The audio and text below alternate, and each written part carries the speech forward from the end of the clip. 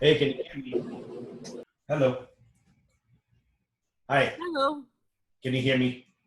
Yes. Nice. Okay. Good to know. Good to know that. And let us proceed the discussion. Let's see who's already here. We have only three people, right? Three or four people. Let me just change a couple of settings here so I can see it properly.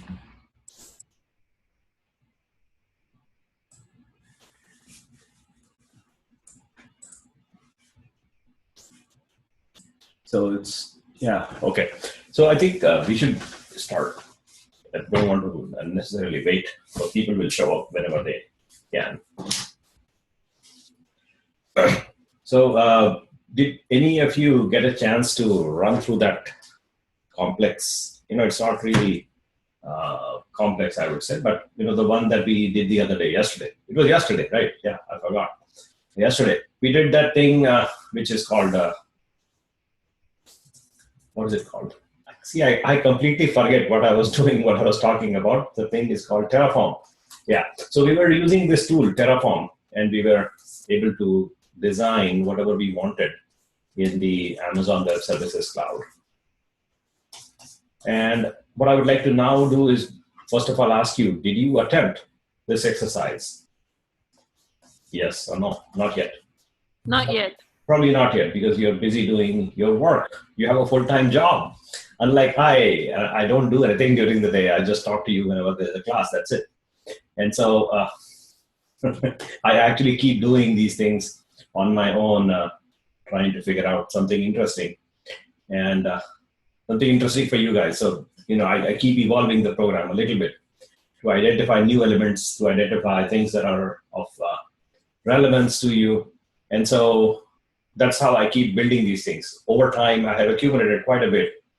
And what I want to be able to do is today, conceptually ask you a couple of series of small questions of, not too complex, not too difficult, but probably ones that you can provide the answer very intuitively. And the questions really revolve around making this design that we did the other day, making it a lot more resilient than what it currently is. The problem with high availability and making sure that things, if you don't plan high availability to begin with in this design, for example, then things will break. Things will break and things will go bad whenever you don't want them to go bad. Exactly at that time, you will have Murphy. How many of you know this guy, Mr. Murphy? He has a law. Have you heard of this thing, Murphy's law? Yes. Okay, so that will strike. And it will strike exactly when you don't want Murphy to be around. And so we have to discuss this idea about taking a design, an architecture, and making it a whole lot more available, redundant in some sense. That will add cost, of course, but whenever we do this, the higher availability comes at some cost, and so we have to understand those aspects. But really think about, what would it take to make sure that whatever we designed the other day, if you recall, yesterday I should say. Okay. I am going to delete that application that causes this bug, which is, this thing is now stuck. So I'm going to delete that, and probably that will not happen again because I will be deleting this application completely altogether. And let me just clean it up because this is the 7th time I think I ran into it. So let me go to that app and just get rid of it. Okay, it is open, fine. So I quit. Then I come and delete it. There we go. So the app is deleted and empty. Nice. Now it should not cause any trouble, I hope. Hope not cause any trouble. And so this is what we were doing the other day, right? If you recall. What we had is some kind of a load balancer here. The load balancer itself, it is still causing problems, which is crazy. Huh. Okay. I need to really do something about it. Okay, come on, respond to me. No, it doesn't want to respond to me. Okay. Okay, we'll go to this, not that one. So we'll switch. If this doesn't come back in time, we will switch back. Okay, we will just give it some time, and or rather, I'll just kill it. How about that? Kill. So kill Curio. Come on, Curio, where are you?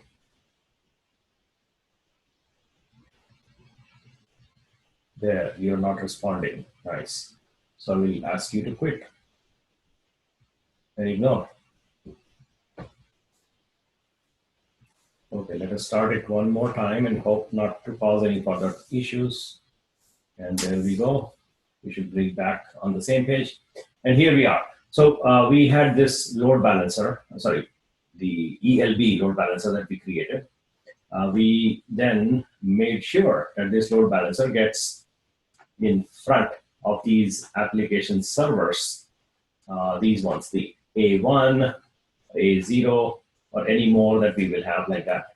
We might have more such as we scale out. We might have more. And that any one of these guys, if they fail, that is not a problem because we have inbuilt ability to actually ensure that this load balancer can then interact with the other that are not dead yet. So if this one dies, then it is still okay. We have some level of higher availability elements. But then the question that I have for you is, what would it take if this whole building that we have, this user is probably outside. This user is probably outside the building. So he's not there, but outside. What if this whole building goes down for some reason, like it's gone down? And so what would you do in that scenario? And so that's the high availability question I have. What would you do? How would you design this thing differently if the entire building goes down? And it can go down for some silly reason, like, something happens. Mostly this Murphy's Law and, things going down, it happens because of people problems. It's not really disaster that strikes, but some person somewhere makes a stupid mistake. And that's how most problems, like 80 to 90% of problems are like that. It is people-made problems, man-made problems. And that's the bulk of problems that causes downtime, loss of data, loss of availability, is because some person makes a mistake. And these are people, they're bound to make mistakes, so it will happen. So yeah, we have this design, and then we have this higher availability section only in the aspect of application servers, where the application servers might, go down and come back up and all that, but that alone doesn't actually satisfy the need of high availability for this user, who is very important, this person. So we have to worry about this guy. And so how would you design this differently to make sure that this person remains happy all the time when they visit our site or our services, whatever they're doing in here? They visit us, the company, the business, that is we. So he or she wants to visit us. And we have this thing that might go down. So what would you do differently? That's the question I have for you. Like, how would you design this thing in a fashion that would, tolerate the disaster of this building going down? This is the building. In Amazon terms, this thing is called, what is it called? It's called, let me get the right word for you. So I'll tell you, and that might actually give you some clue for it. The clue that I want to give you is coming up, and it is availability zone. So it's called availability zone. Yeah, so a building essentially is an availability zone. Amazon might have multiple availability zones, 1, 2, 3, 4, 5. They might show you 5. Sometimes they will show you 1, 2, 3. Like in this example, I'm seeing availability zone 1A and 1C. That's it. So I'm only seeing 1A, 1C. So it's not 1, 2, 3, but yeah, it's ABC. So 1A, 1B, 1C, that's what the availability zones references are in case of Amazon. Sometimes they might show you, 1A, 1B, 1C, 1D, 1E. Sometimes they will show you 1A, 1B, 1C. Sometimes 2A, 2B, 2C, depending on whether it is west 2 or east something, depending on the region, the number. This A, B, C, D, E is actually building references. So they call them availability zones. That's what the nomenclature is. And now we have put everything in one building, one basket, which is the likelihood of the problem that the building goes down, then everything goes down along with it. So the question really to you is, how would you design this differently? Like, to make it higher availability to tolerate building going down or availability zone problems. So this AZ, like in case of certain regions in Amazon, like Oregon region, they call it US West 2. And in that region, we have 2A, 2B, 2C. Those are choices made available in terms of AZ. In case of US East 1, which is Virginia, the choices made available for availability zone are 1A, 1B, 1C, 1D, 1E. And these are the availability zones exposed to us in practice, in real life. If you and I are two different accounts for Amazon, so this is you, this is me, and so both of us go to Virginia, and your 1A may be completely different building than my 1A, because Amazon will actually have more than 5 buildings. They probably have more, but they show us only 5 in Virginia, and here they might have more. They show us only 3, 1, 2, 3. When my 2A doesn't mean it is the same thing as your 2A. They can be completely different buildings. So you cannot assume that across the account. These are randomized, and they'll just allocate some buildings to you. That might happen. They don't exactly tell us those details as to which building are you going to be in. And so all we know is that if you design something like this, we are basically putting that all in our first example of going to California. We had West 1. And in there, we chose West 1A as the availability zone. So all of these things, this machine, this subnet,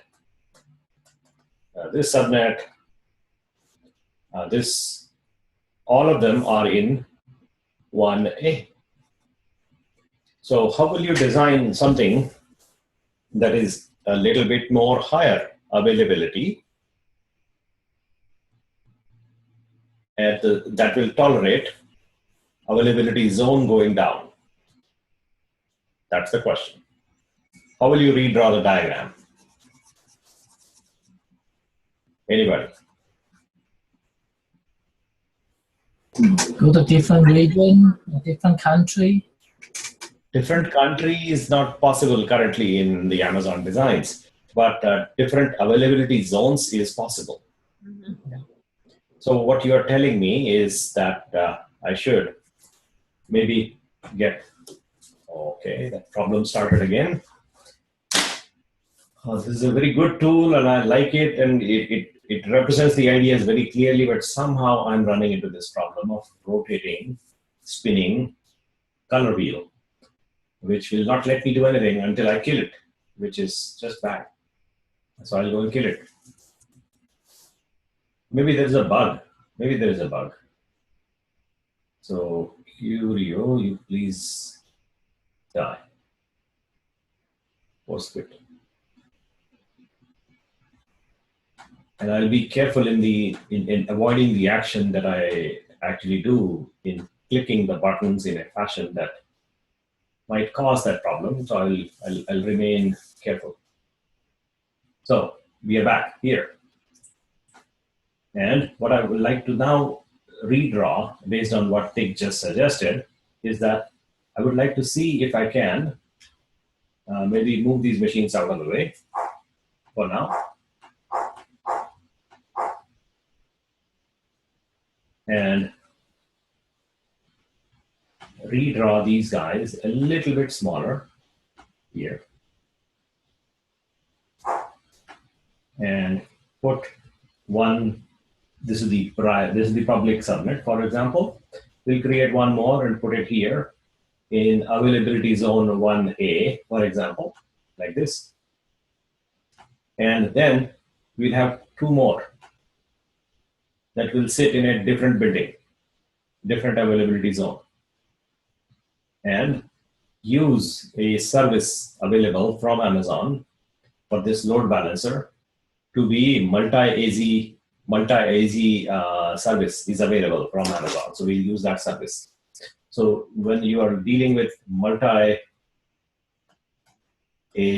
scenario, you can have this application, which is your load balancer, deal with multiple availability zones because it has been designed like that. So it can sit across and interact with two different availability zones. What does that boil down to? Is that if you have this availability zone, let's call it 1A, and this is say 1C, just picking up some random numbers. And here we will have this one as our public subnet. This one will be private subnet. This one also will be public subnet. This one will be private subnet.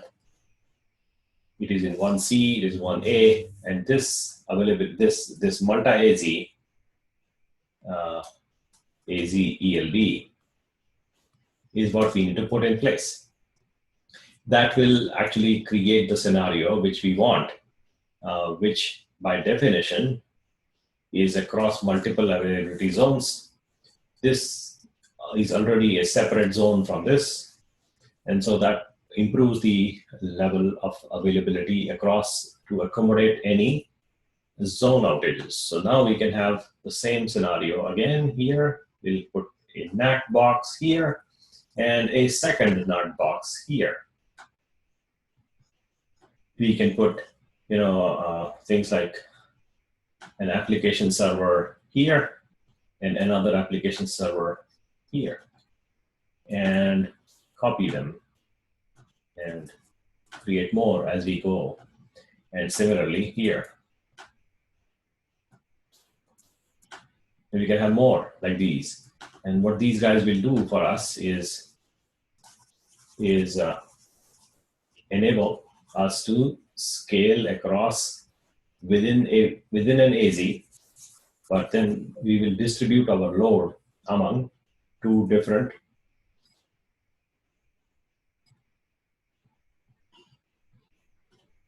availability zones like this.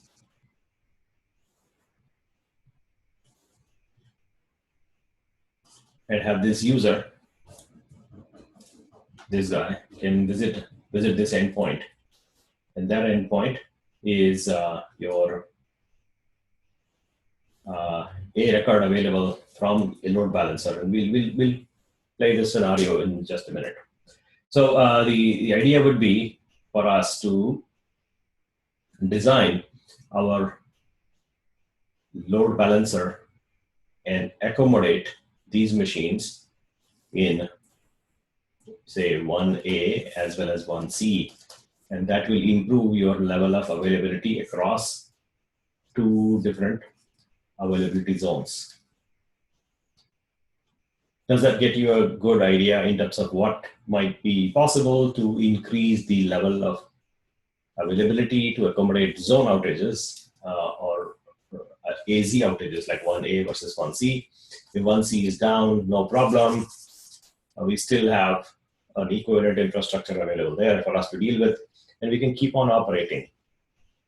Now, the challenge that you will run into, which is when you make this application even more complex. And so we will now draw that one, and I will erase some of these aspects for us to discuss the next level of complexity, for us to understand what do you do with cases where you have data involved. Right now, our examples were very simple, or rather simple, not very simple, but simple. And so now imagine throwing in a scenario where you have database. And that means we'll have one more of these guys in a separate subnet. We'll call it the data subnet. And so we'll have it here as well as here. So we now have a subnet for public machines like the NAT device, a subnet for private applications. We can actually rename this to call it the application subnet, and we can call this the database subnet. Similarly here. And this is your public subnet. So we have these three levels of distinct subnets where we will have our database boxes. So we can choose to use a database box. So something like, put your own box somewhere, copy it, bring it over here, drop it there. But then, in order to make sure that our database is common across all applications, we need to have this scenario of making sure that there is one database master and then some database slaves. So we can have a database slave relationship, but then that itself requires managing and maintaining a database which is high availability. So that can be done very, very, very logically. You can accomplish these things where you can have database replication enabled between this database unit here and a similar one sitting here somewhere, which means we have two or maybe more. And so we'll just copy that and put it here and ensure there is a replication scenario built in between this and this, where one of them is treated as a master. So in case of some inconsistency, we'll always refer to the master. And this is basically a replication scenario. So that is kind of difficult and sometimes time-consuming to actually accomplish. And so these days, there is a simpler solution to this problem of making sure that your databases are consistent and are also at the same time, you don't have to worry about this scenario which I'm describing, is of making sure that the replication of databases succeed. And so the alternative solution is to not worry about your own machines running a database application altogether, but instead use a service that basically outsource it to somebody who's going to manage the database as a service for you. So you will have a scenario where this service database as a service. Like here, you have the load balancer as a service. It's called the ELB.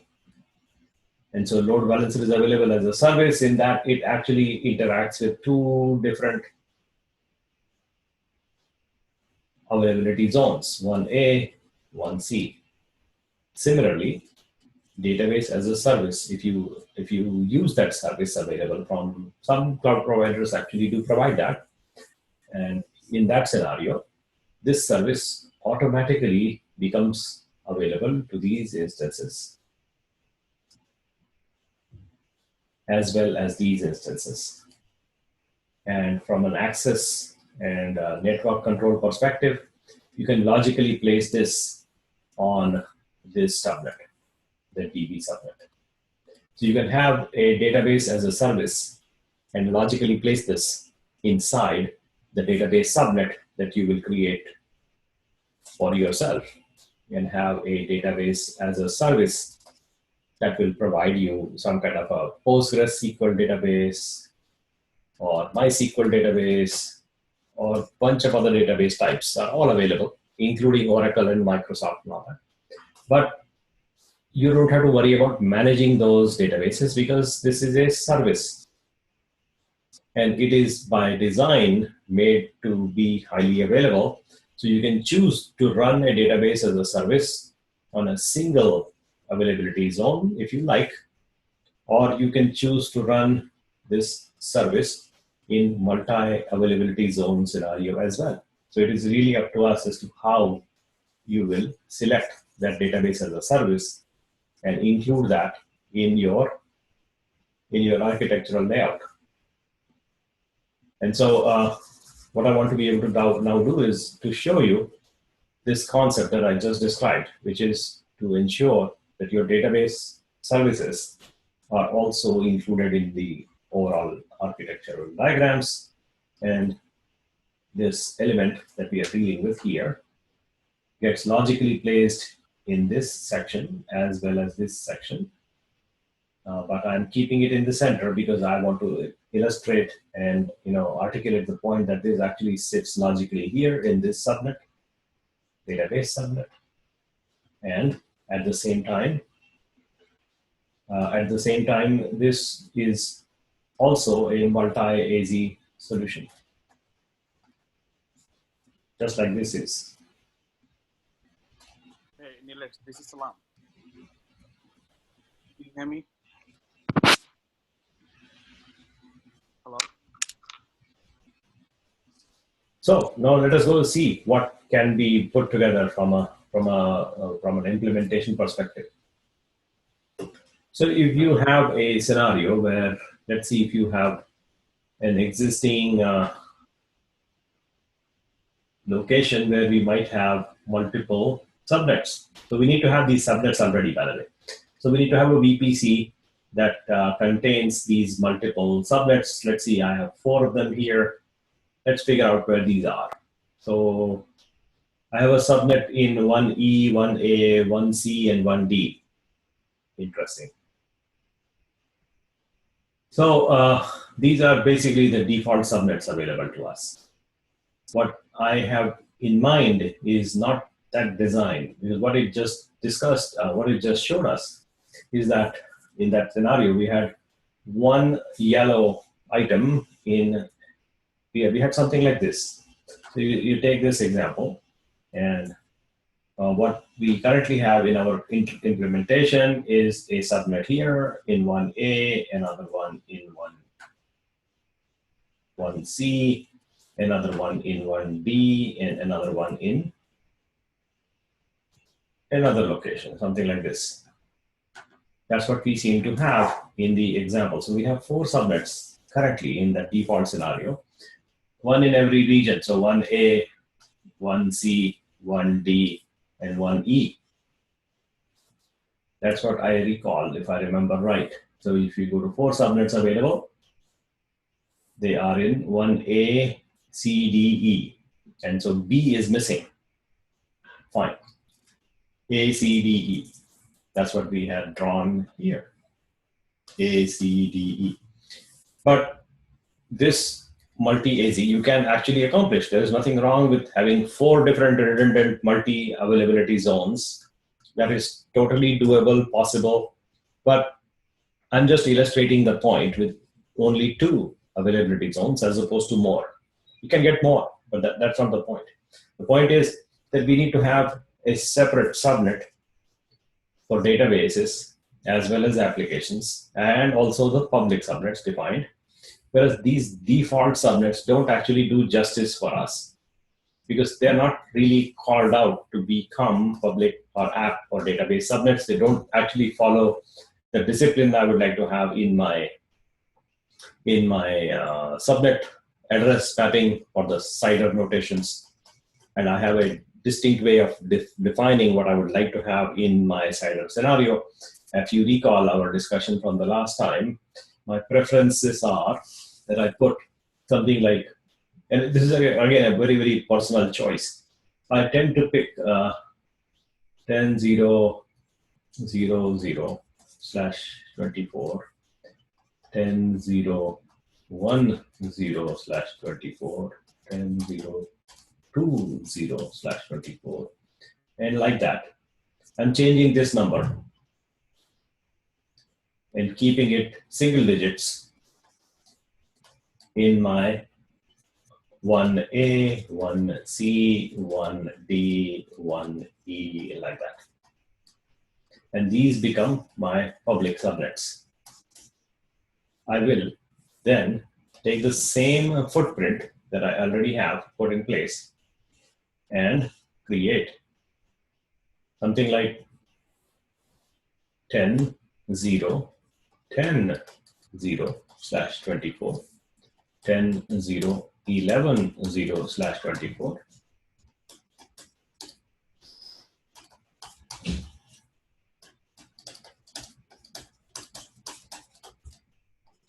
and these subnets will again correspond to 1A, 1C, 1D, 1E, and like that.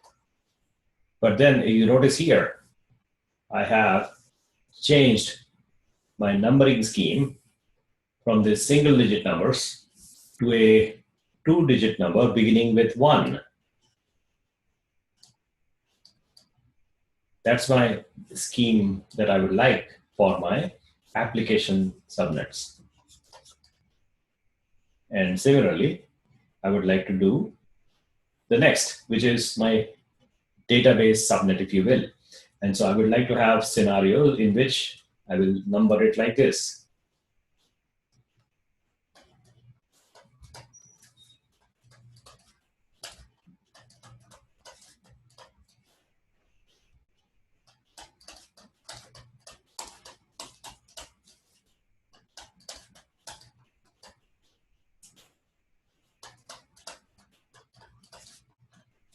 One A, one C, one D, one E. This digit is also a 2-digit number, except that I'm using this pattern in which I am going to denote that these subnets that I will have a CIDR notation like this, like here I'm describing, and that will associate with my data subnet in these regions, 1C, 1A, 1C, 1D, 1E.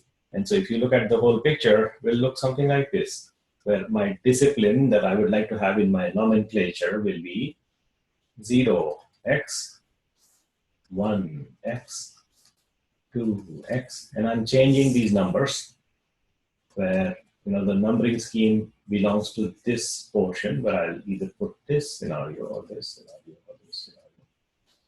Dot 0 slash 24. And so depending on whether it is 0x, I will use it for public subnet. If it is 1x, I will use it for my applications. If it is 2x, I will use it for my data. If I need more, I will always have the option to grow for something else, some other subnet, and have that fit in my design comfortably.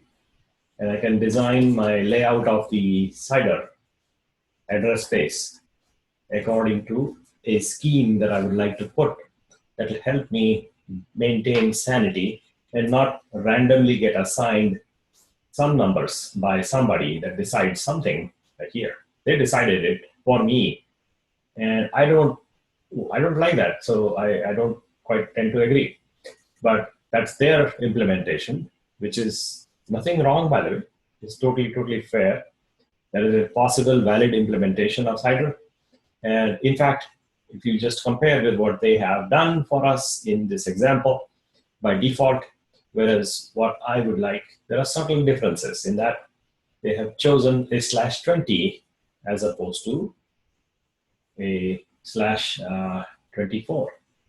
What does that boil down to? Is that in here, we have a /24, and it gives us 256 addresses. So in our subnet, we can have only 256 machines, practically speaking. Only 256 machines. However, if you design this to be a little different, and again, this schema will not apply, but let's look at what Amazon has given us in default. So the default schema is 172.31.00/20. 172.31 00/20. And this is a larger address space than /24. It's definitely bigger in the number of addresses available. This will have 256 and this will have actually 4096. And the number that actually is available is 4091 because some addresses are taken. So a few addresses are gone, but that's okay. In fact, here also you will not get all 256. You'll probably get 251 or 252 or something like that. So this is a larger address space. This is a smaller address space. But for most practical cases that I have dealt with, I have never run into a problem that I need more than 256 machines or more than even 10 machines in a given subnet. I have not run bigger scenarios, but if you are dealing with a larger infrastructure where you need to have thousands and thousands of machines on just one subnet, this design doesn't work. In a larger case, you will have to go and modify your CIDR notation, something like this, to accommodate thousands of machines. When by doing that, you are actually shrinking the number of subnets you can create in the address space, because the overall address space I think a VPC can accommodate itself is, let us see how much is that. The VPC will allow a /16. So VPC itself will have a /16, which is, I think, a much larger number than this, but still that's the upper bound. I think it is 65536. If I don't remember, I may be wrong here, but that's the approximate size of a VPC that you can put. And so if you need more machines and then you still have more horsepower required, then you will have a separate VPC created and establish a relationship between the two VPCs to create a really large infrastructure. However, as we begin learning, it is important to keep sanity in understanding how we are laying out our map, our CIDR block notations. And with this kind of a implementation, it makes it easy for us to really visualize just by looking at the IP address schema as to which, whether it is an app subnet machine or a database machine or a public-facing machine or anything like that, we can quickly tell because of the numbering schema that we have a method of doing it. This is, again, not a standard as such, but this is something that I like. So I'm just illustrating that point to you, that you need to think through these things as you lay out more complex implementations that will have multiple subnets, multiple availability zones, and multiple services running in a variety of scenarios. But remember, it is totally okay to practice these things by using this console and implementing whatever you want. But in real production scenario, I recommend using tools like Terraform to build out the whole thing in one command. So you just say Terraform apply, and it should basically create the whole thing for you in a programmatic fashion so that you can very systematically create your entire cloud and have these machines created, NAT devices, and have your VPN configured and have your applications running here and your database deployed, your multiple availability load balancer connected, and your endpoint defined and the DNS entry created, and then the user just shows up, visits the site, and it runs. It runs. That's the scenario that you want to actually implement, and make sure that you run in that fashion, because that is a predictable way. What just happened? That is a predictable way of running your cloud applications in a complex layout. Try doing this by hand, and try doing the same thing by hand again. You will miss some steps somewhere along the way. You don't want to miss things, at all. When you're dealing with large-scale production-ready, customer-facing deployments, you want to be able to just quickly and almost magically create and recreate. And if things go wrong, you just boom, delete the whole thing, bring a new one, and you off you go. There is not really a limitation as to how big can you do, as long as the underlying VPC size can handle it, this should be totally possible. Do you still see the screen right now, or do you not? No. I think something went wrong. Hold on. Something went wrong. Let me just bring it back.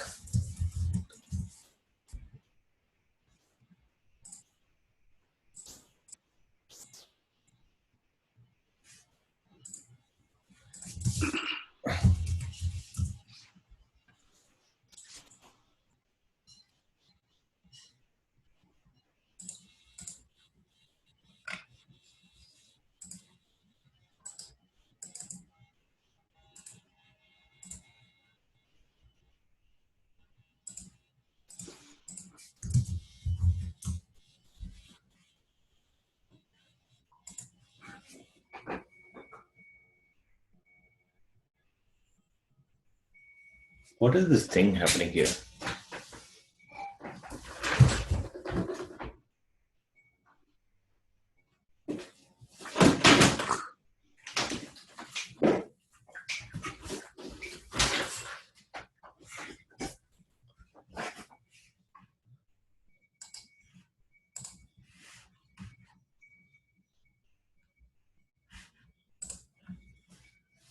Okay, you should see me again. Do you see that?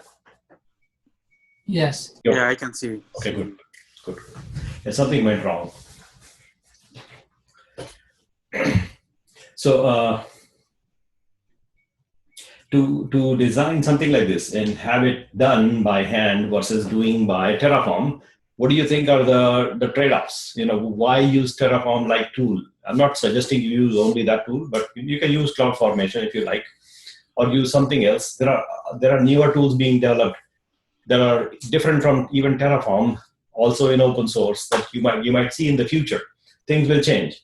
But then sticking to one toolkit that you really like, that works predictably, where it will allow you to accomplish basically like what we did the other day, yesterday, is to be able to create a design with a database included in your layouts, and have some kind of an application that runs like here, these boxes. They will run some application, and these are NAT devices that you will allow outbound traffic to for these machines to go out for updates or something else. And your load balancers will hit these applications. These in turn will connect to the database and serve this customer. And if that is the implementation I would like you to be able to accomplish, how would you change the Terraform example that we did the other day? How would you change it? So we had, where is that? Here. So this example that I think you saw, and we ran it yesterday. The question I would like to have you answer, and maybe not right away, but this is something I would like you to try. Is this example does not create a multi-availability zone implementation.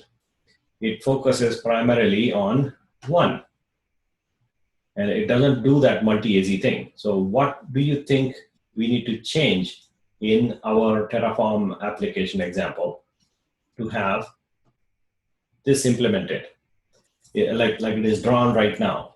Right now, what we have implemented is only this portion. And so we need to include these things.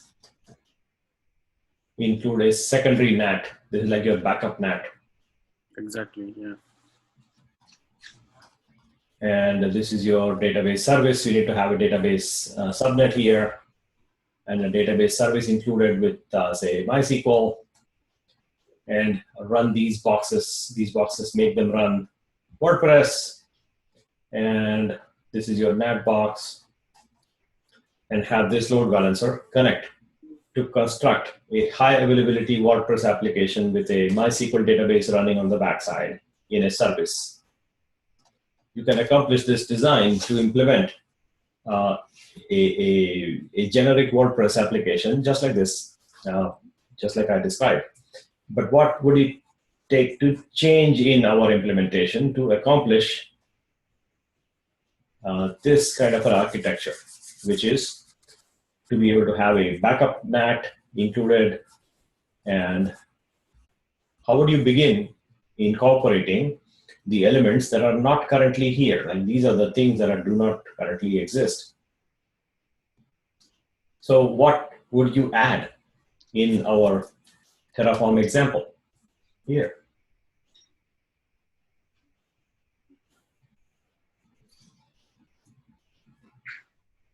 What would you begin? How would you think about adding these things? Okay, Nilesh, this is Salam. Mm-hmm. Hi. Hi. I would add another NAT subnet. Yep. So we'll have a public subnet in the other region, right? Correct, yeah. Right. So to So create a public subnet is very easy. What you do is go to public subnet here and identify that I want to create this public subnet in availability zone 1C. Right? This is 1A. It's a different region. Yes. No, not region. No, don't confuse yourself. All of this is Virginia. John, okay. Oh, John, okay. Okay, this is in Virginia, but we can choose different. What is this called? 1A, 1 availability zone. AZ, okay. So that we will do, and we will we'll do like we also allocate the port, which is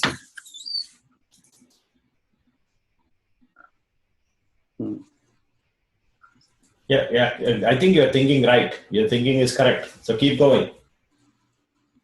Keep describing. okay. So this I'm going to allocate the net and with other things that will works with the net devices. So I will allocate the ports. Yeah, what you're saying is the code you have to create this. We'll create a copy of that and create this basically identical. Right? Correct. Yeah, that's going to be identical. Yeah. And we have to create this subnet separately because this already is done. This is going to be new, right? Correct. Yeah. It will be a public subnet. Then we have to create a private subnet here. But then that subnet requires a key pair, a NAT route, and then these boxes should be able to go through that NAT to go outside. Exactly. That requires an internet gateway. Right? So you can use the same gateway that you have in the availability zone. You can use a common gateway. That should be possible. Oh, common gateway, right. Yeah. So do I have to create another gateway for that, or? No, not really. You can use the same gateway. I can just quickly check and confirm. Does it require a separate gateway? Let me just check. I think for the applications, so do we need to allocate the different ports, like port for the SSH? So I will allocate port 80 or 443 for SSHs. Right. No, I'm sorry, HTTPS, correct? So 440 if I need to, and UDP, which is 1194, correct? UDP. So there's the port I'm going to open, to do the SSH connection or SSH, or SSH connections through HTTP or HTTPS, correct? Yeah. Okay. That I'm going to do, and I also open up different subnet for the database. So I can create it, or I can go out there by database as a service. Mm-hmm. So I'll open up another subnet for that. Mm-hmm. And I will, in order to work, so I will do the same. I'll create a gateway, and I'm going to be associated with open up like in a connectivity, whatever the things is, I will do it. Yep. So like this 3306 port for database service. Correct. That you need to open that port there, Mm-hmm. right? And so there is one thing that I would like to actually talk about, which is these ports. Now these ports, you do not need to open these two together for these boxes. Not needed. Not needed. Why? You don't need to open these ports for public access at all, because what you're really doing is opening those port number 80 and 443 for this guy. That's it. Okay. Yeah, you want to load balance will take care of that. Yeah, the load balancer will worry about these ports. And your boxes can just talk 80 only, and that is totally fine. And these boxes will talk on port number 80 only with this guy. That's it. Not the public, not the person outside. This person outside is the customer. They cannot reach this box directly. Not at all. Which makes sense. So security group has to be deal with the load balance in this case. Yes. The scenario of load balancer is to make sure that you're opening up these ports 80 and 443 on the load balancer. That's it. So how about the gateway then? Gateway is like Comcast internet. It's the Comcast connection to your home. It's very similar to that. It's a gateway. It is not a protection, it is a connection. It is a connection. It's a pipe that lets this person come to you. So one gateway will serve all those. Yes, all of these guys. All of those guys. Okay. Yeah. Okay, because Except the connectivity to the gateway is sometimes not direct.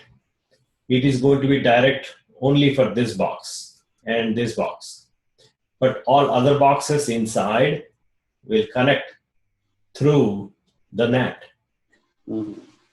Right? So this NAT box can go directly to the gateway like this. However, if this box wants to go out, it has to go through the NAT and then go to the IP forwarding. Exactly. Then we have to go through with each and every subnet and then edit it and connect it and save it, so that way they can talk each other. Yes. Exactly. Now, a couple of things that I should now further elaborate, which may not be super clear, is that when I say HTTPS, and we talk about this port number 443, that transport that is incoming from this person requesting HTTPS protocol can actually terminate right here. And let me explain this in a simpler language. This is called SSL termination. SSL termination, this idea of SSL termination, what you're doing is you're terminating SSL traffic at this point. At this point, that's it. Any further here is not SSL. SSL gets terminated at the boundary, at the load balancer. And that inside your VPC, you don't really need SSL. Okay. And that concept is called SSL termination. What does that boil down to? Let us understand that part. So this user says, give me HTTPS 443 port, and that user will hit the load balancer. The load balancer in turn will convert that SSL encrypted traffic into plain traffic on port 80 and then send it over to these guys. Right. Port 80. Plain traffic, plain HTTP traffic. Mm-hmm. HTTPS. So SSL is, excuse me, it works like extra security, right? Yes, correct. So SSL or HTTPS has terminated right on this blue line, this line. Uh-huh. It terminates here. There is no need to carry forward and keep doing SSL, keep doing HTTPS inside your VPC. Inside the VPC, yeah. No need. You can, it works, but there's no need. It will work just fine if you do SSL inside, no problem. Yeah. But there is no need because there is no reason to worry that this internal traffic is insecure. So you mean, or like once load balancer pass it through, and then there's no problem. We can. Yes. So here, incoming traffic 443 gets translated to port 80 and then gets sent here or here. And this traffic is HTTP, not secure. There is no need for it. Correct. Yes. And so this concept is called SSL termination. Uh-huh. And in order for us to enable SSL traffic, you need to have a certificate. And that certificate needs to be running at this point. And so whenever you want to enable HTTPS, you need to have a proper signed certificate from a certificate authority, right? Correct. So what is the best source we can go to look for SSL certificate? I will tell you that. In fact, that's the discussion I want to have next. In terms of security, is this discussion I just did. So I'll answer that question in just a few. So this person hits HTTPS, and that is going to be a traffic encrypted through SSL, which requires a certificate. A certificate needs to be placed here. Exactly.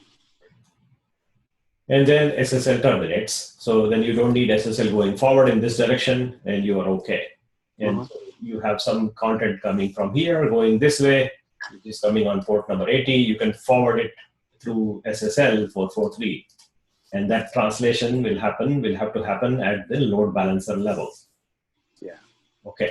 Now let us understand a little bit of detail on this certificate business, who issues it, and why does it matter, and what's the best source, and all that discussion, which is very important. So let's go here. And this is a site, which is the Amazon site. You know this already. This is the Amazon website, AWS. Mm-hmm. If you look at the certificate issued to this website, it shows you the certificate.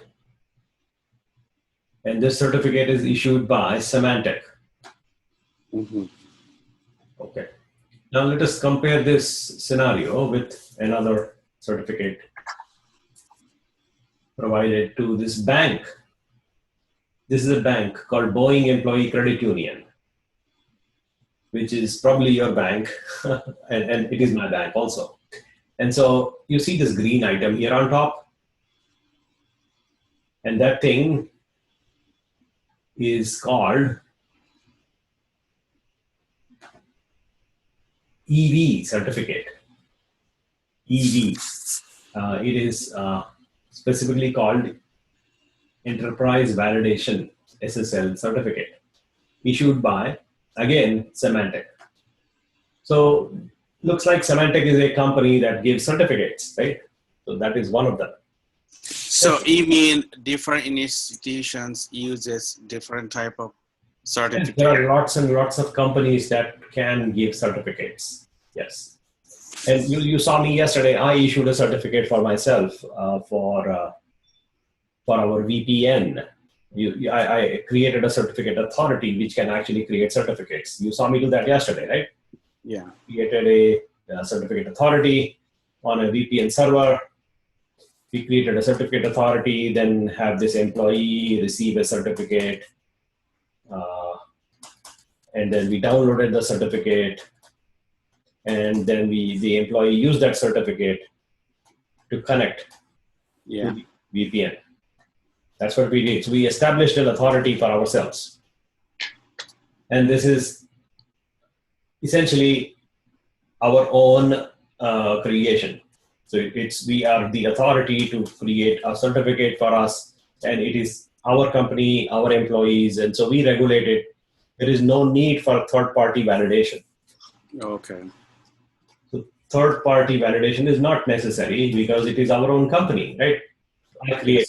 I have employees, and they all know me. I know them, so that's how it works. The trust relationship exists. It exists because it is all in the company. Mm-hmm. When you are outside the company, when people from outside are visiting you, then you need third-party validation. Third-party validation. And what does that mean? Third-party validation is basically like this. So, you heard of this guy. Let's say something. We have Tick in the program, and we have Salam in the program. Now, if Tick and Salam probably did not know each other until this class happened. And so if Tick and Salam wants to exchange some message, they can go through me as a referral, right? Because I know Tick and I know Salam. Mm-hmm. So I can validate that, yes, it is Tick who is actually sending you this message. So Salam, please take it, because I know Tick. And so I'm saying, yes, it is the message being sent to Salam by Tick. And so when Salam responds back, I can again validate to Tick that, hey, here is the response coming back from Salam. I validate that. So this transportation of information between Salam and Tick, since you do not know each other to begin with, I can validate as a third party. Yeah. That's the concept. Now, having done this aspect, what I would like to now discuss to you is this third party. Who will validate them? This is the third party, but who validates these guys? It's a third party, I understand. But how do we know that they are trusted third party? How do we know that they are really the ones that we can rely our and hang our business on, right? Essentially, business depends on these things. So here is a company called Symantec. But how do I know that Symantec indeed is a valid certificate issuing authority that is publicly trusted? How do we know? How do we know? Good questions. Mm-hmm. So how do we know that Symantec is valid? We have no idea. We just know the name and it's a big company and all that, but whatever. I don't care. What if it is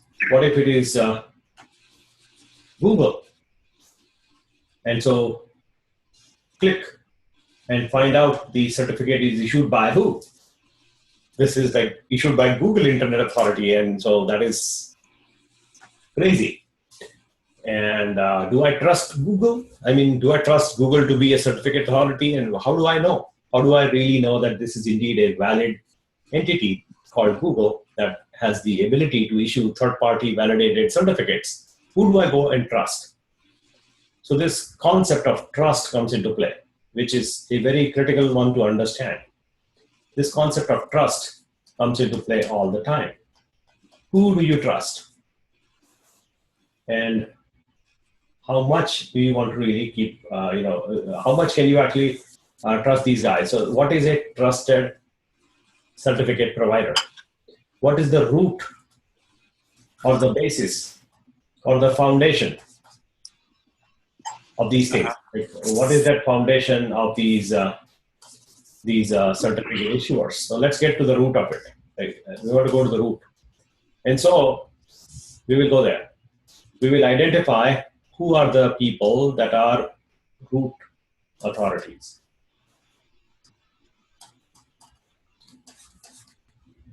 And so here we go. In every operating system, by the way, every operating system, Linux, Mac, Ubuntu, Android, iPhone, whatever, every OS will maintain a list of root authorities.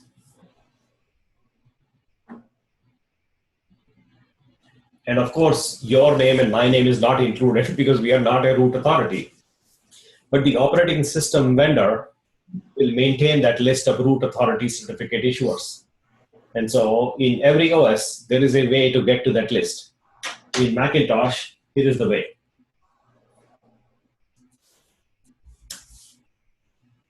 And so here you look at this thing called keychain access. And in there, you will have certificates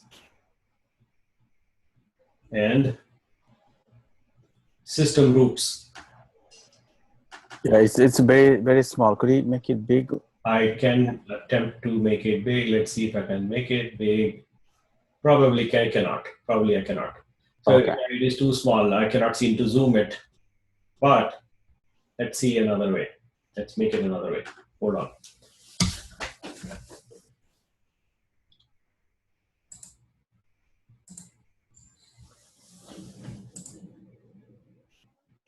Yeah. Does it make any better? I don't know. I don't know.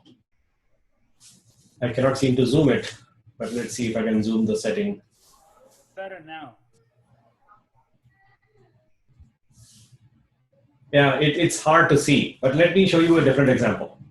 We'll go to our virtual machine, which is a different operating system, and we'll start and identify the root authorities in this operating system, which is Ubuntu, not your not Macintosh, right? So I can make the font size a little bigger here. So as soon as it boots up, I will show you the root authorities provided to us by Ubuntu. And like Android and iPhone and Ubuntu and Windows, and everybody will have their own list of root certificates. So you go to the terminal and go to cd etc cert, and somewhere here you will find, there it is.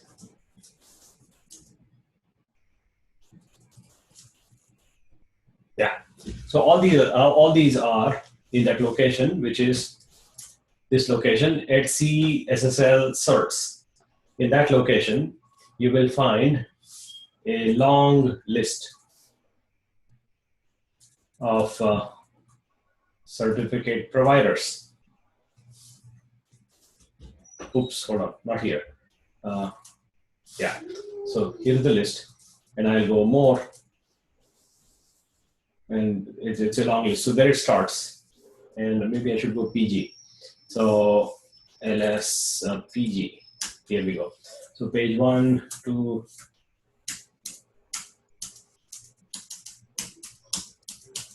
yeah. So here are some authorities that are available as a root authority. A list is available. So here we have Affirm Trust Commercial, Affirm Trust, or even on top, Actalis Authentication Root Certificate Authority, AdTrust External Root Authority, AdTrust Low Value Services Root, AdTrust Public Services Root, AdTrust Qualified Certificates Root, and this and this, and they don't even have a name for it. So they're probably machine generated. These is Affirm Trust. Affirm Trust as a company, Application Certificate Authority, Japanese government, ATOS Trusted Root, Autoridad de Certification, I think this is some Spanish name, I guess. So if you keep going and looking at Baltimore Cyber Trust Root Certificate, by Bypass Class 2 Root Certificate, like that, and this is DCG. This is Camera Pharma, Chamber of Commerce, and a bunch of other companies, like worldwide. This is a exhaustive list of all the companies that are considered root authorities for certificate issuance. And that list is long. China International Network, Komodo is a very famous one. Komodo, you may have seen this name. And Cyber Trust is another one. You have Deutsche Telekom, DigiCert. So the bottom line is, like, if I need an SSL certificate, so for Ubuntu, I have to go through any of those company? Yes, you're partly correct. You're partly correct. Yes. So what I just showed you is a list of root authorities who are trusted by operating system vendors, right? essentially we are using some operating system, whether it is Linux, Ubuntu, Mac, whatever, PC, Windows. We trust that operating system creator to begin with. By definition, we are trusting them, right? The fact that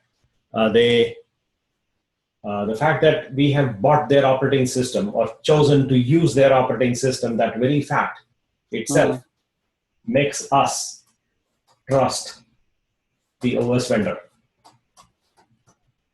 Otherwise, we will not use their OS, right? We trust Windows because we trust Microsoft. We trust Mac because we trust Apple as a company. And so we use Ubuntu, and we trust Ubuntu because Ubuntu as the, Canonical as the company behind, and the open source people that create that product, we trust them to create a good product that we actually put to use in real life. So by definition, we trust the operating system vendor. The OS vendor give us a list of root certificate authority. And so if you want to get a certificate, yes, you can go to these root certificate authorities and get a certificate. Yes, totally works. Totally works. You can go to any of these names I just showed you, including China International, whatever that, but I don't think you will go to China because you're not there. And so, or probably you will not even go to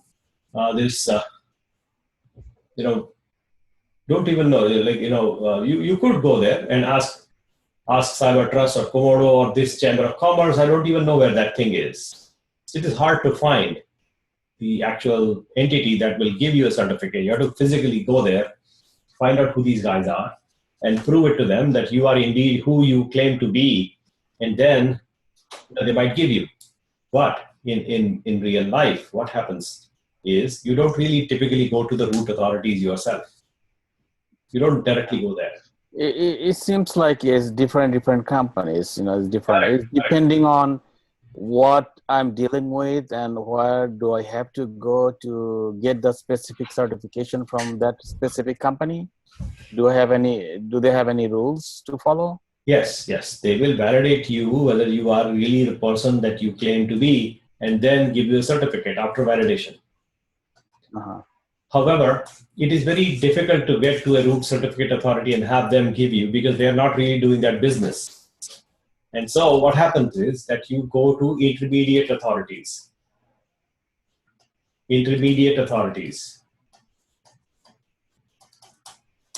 And these intermediaries can be multiple. So more interim authorities can come into play like that. And this certificate trust is a chain of trust. Okay. What does that mean? Chain of trust, meaning, this root guy will trust this entity, and this entity will trust this entity, and that entity will trust this entity, and that entity might actually give you a certificate to Mr. Salam.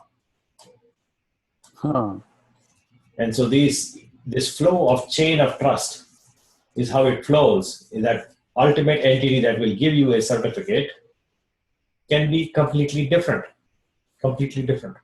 than these root authorities. Because what has happened in this example I just showed you is, say, for example, I live here and I have a neighbor. This neighbor is right next door. And you want to get in touch with that neighbor. But imagine you don't know me right now, so you know, say, Tick. And Tick knows, let's say, who's online. Yeah, Tick knows Tosin. And so Tosin knows me. And so this is where I am, this is me. And so the relationship that we have is like this. So if Mr. Salam wants to contact my neighbor authentically, so what Salam can do is contact Tick and say, hey, Tick, can you contact Tosin to ask Nilesh to pass the neighbor and get me the information I need? So that way, it is a chain of trust that goes like this. And then the reverse operation goes exactly like that. So the chain has to be successful. And so the root certificate authority will issue a certificate to this intermediate authority. That authority in turn will issue a certificate to this authority. That authority will issue another certificate to another authority, and like that you can go on adding layers and layers. That becomes a chain of trust. And that way, you can see that there are many, many companies on the internet that claim that they can give you certificate even though they may not be a root authority. And it's okay. It's okay. Because they might have an intermediate authority. Mm-hmm. And they might give you a certificate to sell cloud services.com. Mm-hmm. And so what we will do next in just a few minutes is to get you a certificate right now. So we'll get there. You can get a certificate for your own domain in a matter of minutes. And I'll tell you how without spending money. So you basically, everybody trusts the OS vendor. The OS vendor will give you a root CA. These root CAs will have their own interim CA. They might have more interim CA. And at some stage, this chain will eventually get to a person who will sell you Okay. certificate, and that certificate you can use with your site. And so when you're using it to your site, these other users who are using other operating systems, or maybe the same operating system like you, can actually validate whether this site is indeed sellcloudservices.com or not. That validation can happen through this chain of intermediaries because you have placed this certificate that you got on your site. And so they will basically have you also have to get all these interim certificates all the way up to the root certificate and chain them yourself as you put them in this location. And that chained certificate is what you need to place in your web server or the load balancer, one of those guys. So in here, when you go to the load balancer example and say that I want to get a load balancer, so you will find that in your EC2 section. You can create a load balancer and have it be placed inside. And so you can name it something that you like. And you can make it an internal load balancer, which is not the scenario for our case, but you can. Then you can enable advanced VPC configuration if you like, or choose the load balancer protocol HTTPS and add HTTP if you like. And if you select HTTPS, then you have to also communicate whether this load balancer will talk port number 80 with the internal machines, with the instances. Will it be 80 or will it be 443 or something else? You can keep HTTP internally and on the outside, choose HTTP. That's it. Yes. Yeah, you can totally remove this and keep 443 for the outside and 80 for the inside, like this. And you can keep going.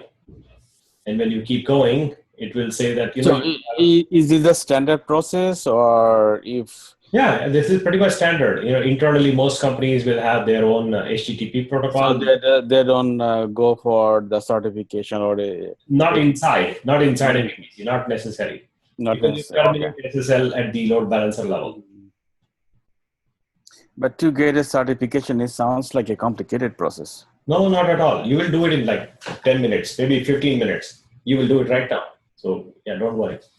It is not complicated. The way the authority comes. I know. Yeah, so we have to basically do it. So by the way, in Amazon, if you're using Amazon makes it super easy. And you can just get a certificate directly from Amazon.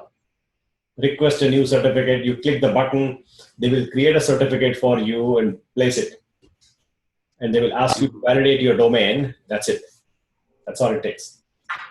So in my example, I actually have obtained a certificate from outside. And so that certificate, I have uploaded it here. And so I can just drop it down and select it. So there's a certificate already available. right there. That's the domain certificate I have. I can just use it. Or I can upload a new one if I like. And so here I have to say my certificate name, put my private key, my public certificate, and the chain of certificates for intermediaries all the way up to the root certificate authority. So where I go get those information from? So the person who gives you the certificate will also give you these intermediate.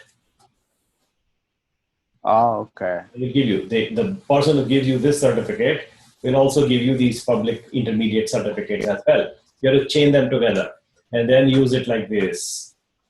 So private key goes here, public key goes here, and public certificate goes here, and the chain goes here. And the chain is So private key, I got it from my machine, right?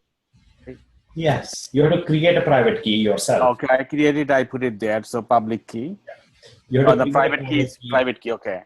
You have to create a private key, give it to the authority, then the authority will give you a certificate. Authority is going to give you certificate. So Okay. you put your private key here, and then you put the certificate issued to you here, and you put the chain of trust here. And so that's how you will paste these things in the security setting. Then you get a new certificate uploaded, and then you can select what security policy that you would like to have, and then you proceed. And that will include a new certificate for you.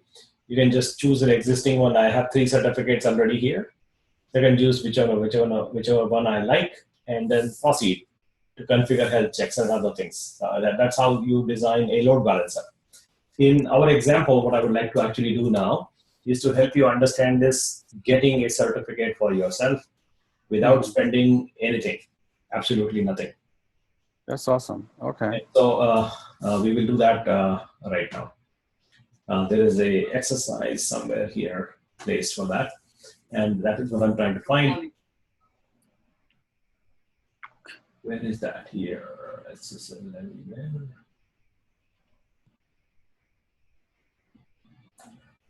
So if you want to get a certificate very quickly, this link will do it. I hope they will still do it quickly. The last time I checked, it was through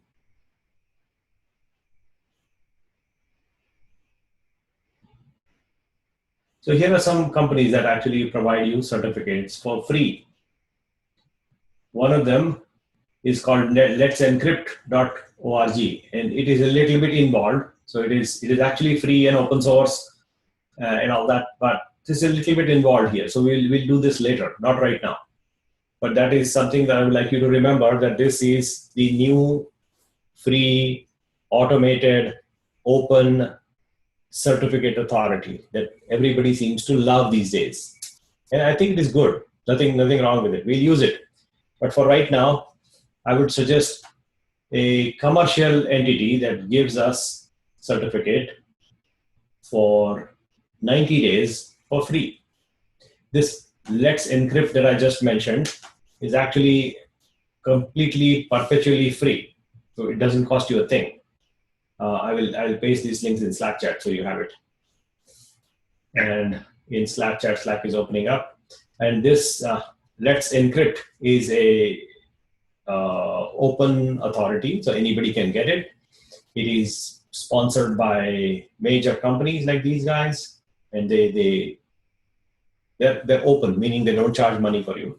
They'll actually give you code to generate your own certificates in a trusted fashion.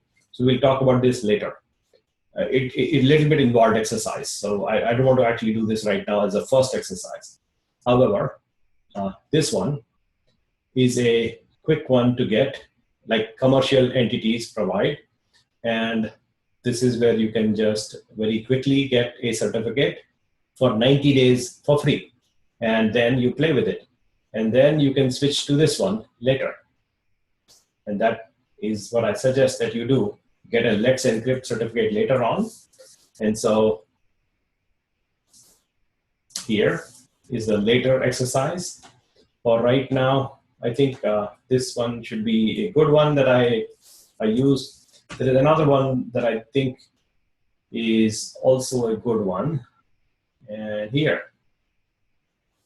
start SSL. That's what I would like to actually attempt with you.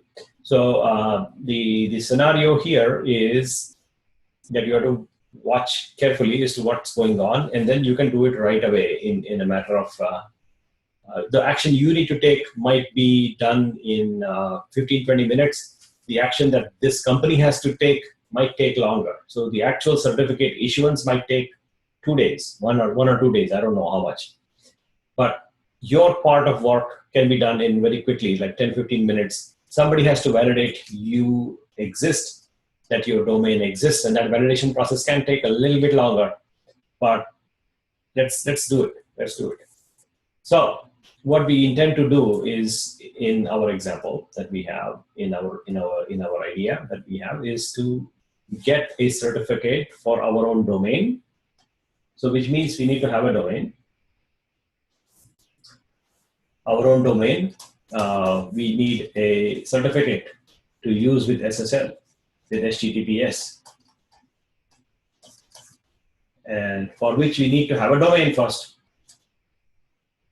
We also need to have a way to validate ownership, that we actually own the domain. That ownership validation has to happen, without which certificate will not be issued. So you have to validate the domain. Otherwise, anybody can get a certificate for any company, which is not appropriate. So validation is important. And once the validation happens, then a certificate is actually issued. The process of creating a certificate is multiple steps. First one is you need to have a private key created. It's a new, different private key you need to create. You need to also have a certificate request created. You have to create a request for certificate. And then you request them. And they will ask you to validate. And when they validate you, they will issue a certificate. And when they issue that, you can just use it. How do you use it? You give it to Amazon, you put it in your Nginx server, you put in your Apache server, or wherever else that you use certificate with. So those are the broad steps at the very top. Now let us see if we have these written down somewhere in a fashion that you can actually play with. And so I think obtain a certificate. Yeah, this is a good one. Now, sometimes what happens is that you may not actually receive a certificate immediately. So for that scenario, we have a method known as, if this step number issuance step, the step number 5, if that doesn't happen right away, if it is slow in issuance, we can use an alternate method to generate a temporary self-signed certificate. It is also known as snake oil certificate. Snake oil. Snake oil basically means fake. It is a fake certificate you can use in the interim until a real certificate is issued. So sometimes it happens that it is slow, the issuance might take time, and if that takes time, then in that scenario, you may not be able to actually use the certificate right away. And in that scenario, you will use a snake oil, which is basically a fake certificate you will create yourself, and we'll do that if that happens. But eventually, you will get in a 1 or 2 days certificate. You will absolutely receive one. The mechanics of that is written down in this exercise here somewhere. I'll paste that link out to you in Slack chat, and we'll see if we can follow this. Okay. So, the scenario is basically making sure that end-to-end traffic between two computers is encrypted. What does that mean? What does that really mean? It means this is you here, and you have a site which people access. And so these people, and they will use their own computer to access this site. And they will use HTTPS. And so this response back should be according to it should be SSL encrypted traffic on both directions. And that can be possible only if your site has a certificate placed. And this certificate that you will have on this site that you will place here needs to be trusted by this guy. How do you bring that trust? By using a properly signed and validated certificate chain that goes all the way to the root. So you will have a certificate here that will have a chain somewhere that goes ultimately to the root. And this guy, Issue it. yeah, he doesn't issue. He's a user, right? He's a user. Oh, okay. So he doesn't issue that. So the root authority or the intermediate authority will issue a certificate to you. You will use it. These people and the users will already trust your certificate because it is a certificate issued by an intermediate authority that is properly trusted by the root authority, and that root authority is trusted by the operating system. And this person who is the user trusts the operating system vendor, right? Yep. That's the scenario. Now, in other example, yesterday, Mr. Munir ran into a problem with his virtual machine. And the machine basically is running into this problem of a cryptography library placed inside Windows. So the error that you see, which I have pointed it back to him, is that he is running into a problem where his computer is not allowing VirtualBox to run because of a crypt32 problem. Crypt32.dll in the Windows machine that he has is somehow corrupt. And it is also part of cryptography toolkit. And so this application, when it tries to start, it crashes. This is defective. And that's what is turning out to be the case from this log file that he provided. And line number 911912. So what you're looking at is this person, which is Munir, trusts his Windows, but Windows itself seems to be defective in that VirtualBox is not able to successfully, it's failing to load crypto module. And so this module is unable to load. So that's the scenario, very similar. This user has to trust the machine.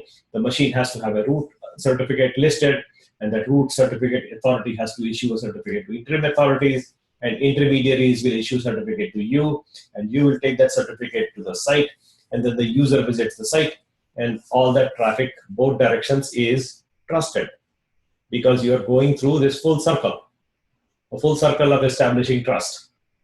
That's what we're talking about.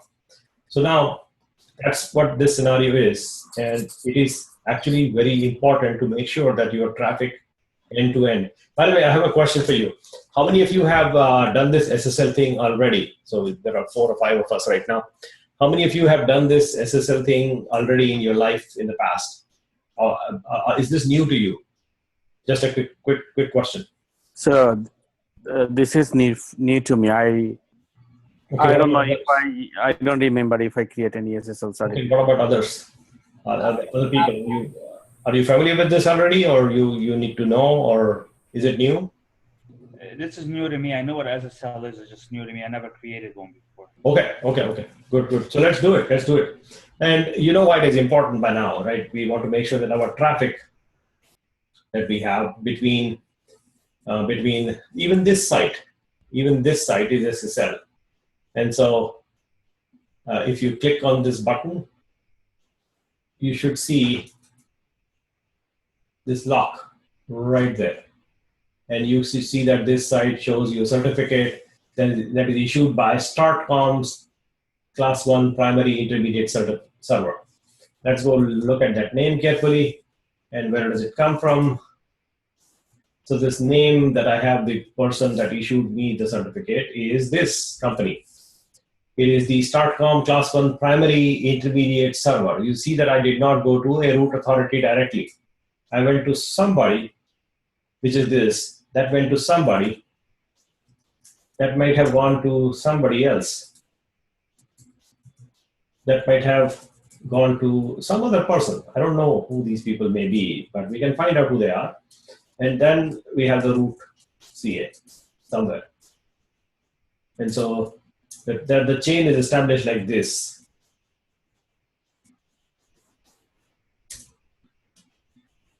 And that's the layers of chain that I have. And ultimately, this guy issued me a cert for this domain. That's the scenario.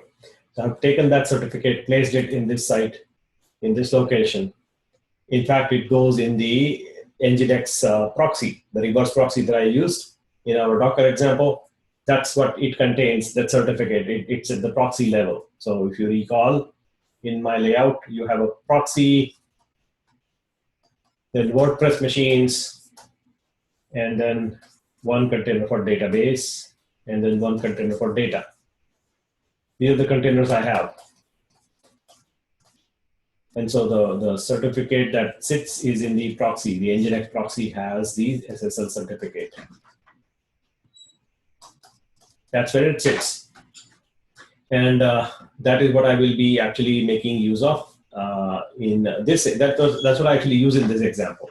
Now let us proceed to getting one certificate from this company, which seems to give us a class 1 domain validation SSL certificate for free.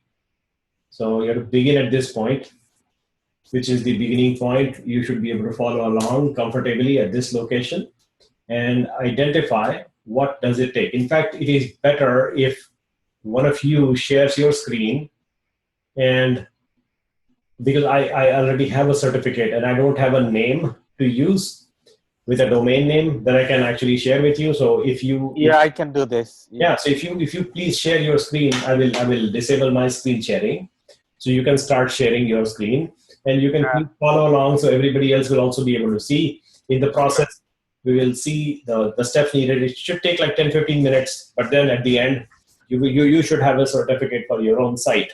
So let's do that.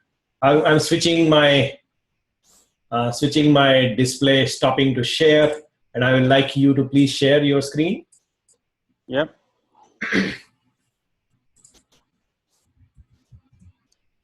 Okay, can you see me? Yes, we can see your screen. Proceed, please. Okay. So in there, let me make sure that everybody is able to see that. I think, it should be visible to all of you, I guess. So yeah, go ahead, click on that link and proceed. So there's a free option there. Take that. It is actually, it's a nice option. You know, it is actually free. There's no. Where you put the very last. Keep going down. this one, right? Okay. Yeah.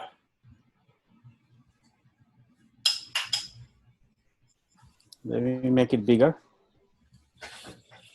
Yes, please. Yeah, scroll down all the way and all the way down. And remember that you will have to generate a key on your machine, so you keep that key safe. Okay? Okay. Yeah. Start now. And you want to sign up. Sign up first. Yeah, first time here, right? Yeah. Yeah, keep going. United States.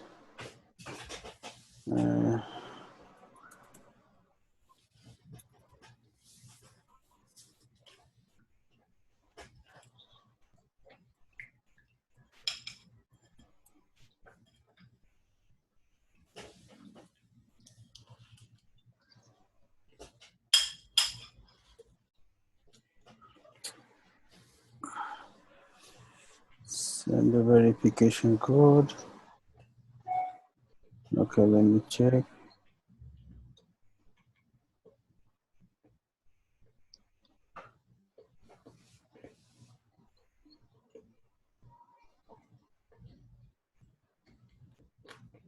Okay.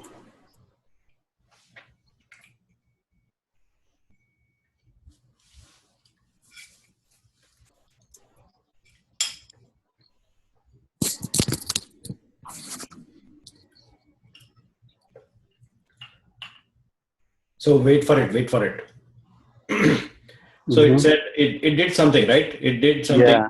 What it did was it downloaded something, and that certificate file is now located locally. This is not your site certificate, but a login certificate. Okay. Okay. So you want to expand it, open it up, make sure that you are able to see, and you should add it to your keychain. So add it, login certificate, add. Yeah, this is good. Login is good. Login is good. Okay. And then Just add add. it. Now you have a new login certificate in your keychain. Nice. Where this goes. So it will basically authenticate you. So this is like a login password method. Okay. So it just did that login password authentication. This is the one. Yeah. Is it this one? I don't think so. So Hmm. it might have gone somewhere else down. You have to search for it by the date modified, sort by date modified. You will find it.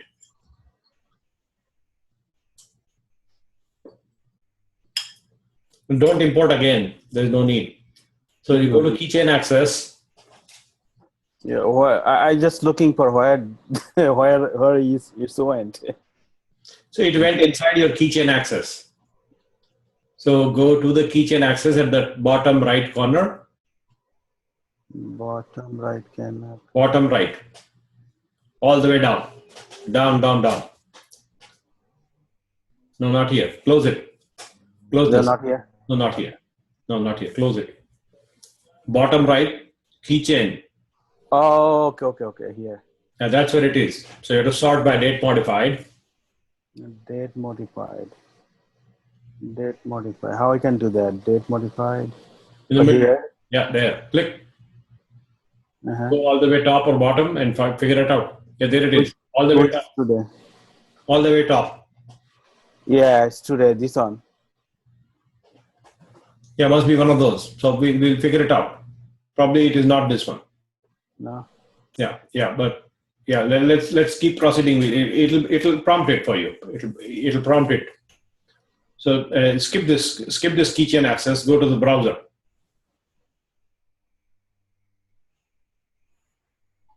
Which browser? Safari. Safari. Okay. Now you can log in now. There's a login button right there. The green button, the bottom. Yeah. Yeah, not on the top. At the bottom, there's a green button to say login now. You can just log in and say continue. That is the certificate you're looking. So say continue. Okay. There's a certificate. Yeah, one of these is the certificate. And you say allow, and that will let you in.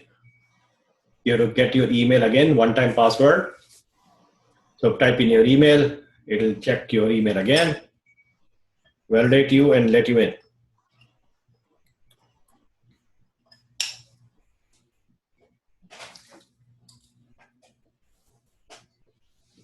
This is a one-time password I got. Okay. Enter one-time password. So which you will create, right? On-time password? No. You receive it in email. Oh, okay. Oh, I received my email. That's right.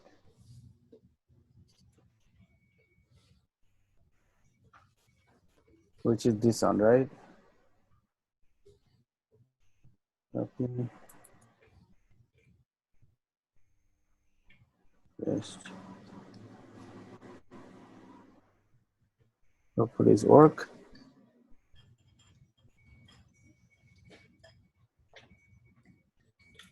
Now here, I would like you to read it very carefully. And you want to get a class 1 domain validation. Domain validation. So you have to go to domain validation section on the left side or right side. Click. Right side. Open up. Yeah. And so here you want to add your domain validation. That's what it will pop up later. You want to scroll down a little bit on the middle of the page. And it says, do you want to order free certificate for personal use and non-commercial use?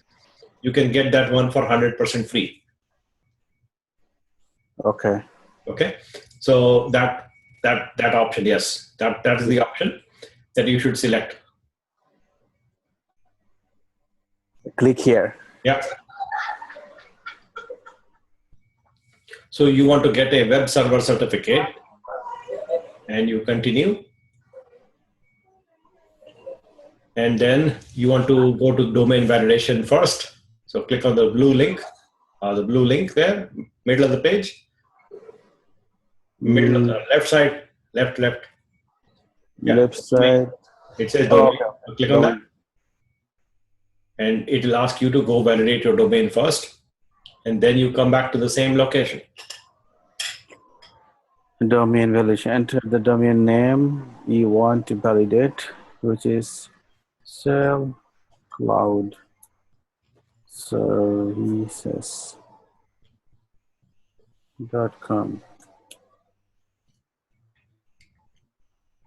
SailCloudServices.com. Okay, searching this domain.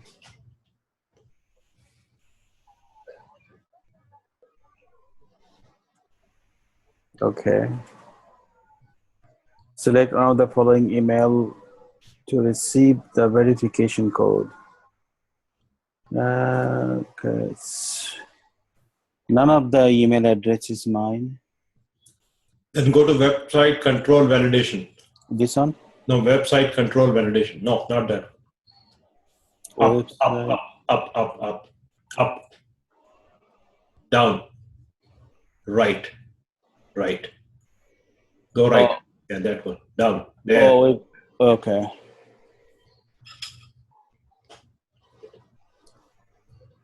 Please download. Okay.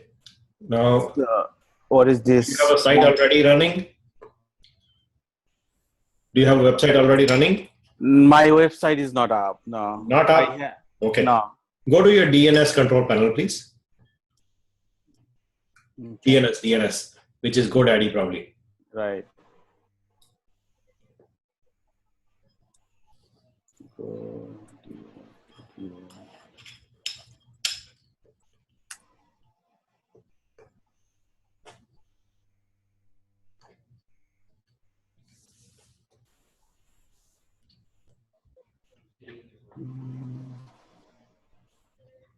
The problem with SSL certificates in the industry is that it is unnecessarily complex. It is the websites are so clumsy that it is hard to actually receive what you want in a logical fashion. And so you want to go click on manage my domains. So sign in, manage your domains. And like the problem you're running into right now is your email is not in the short list. Mm-hmm. So go manage your domain, green button.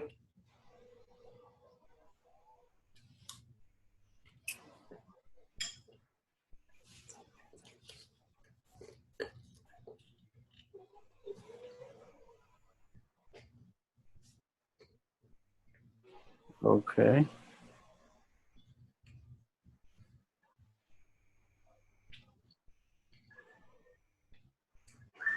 So you have to click the manage, not there. So click on the manage button, plus sign, domains, and then there should be another button there. Okay, here. Yeah, so click on SailCloud Services. Mm-hmm. And if somebody gives you an email, where does it go? To this domain, if somebody sends you an email, where does the email go? Where does it email goes? If I email salam at SailCloud Services, where does the email go? Salam, I think you had it set up to go to Gmail, right? Yeah, I hook it up Gmail. Okay. Don't do anything. Don't do anything. Just want to check what do you have currently. So I want to check your zone file and check your MX records. That will tell us. So check your MX records. Down all the way. And so it is going to Google. Have you configured your Google site verification and everything already? Yes, I did, I think. So now can you log into your SailCloud Services email, please?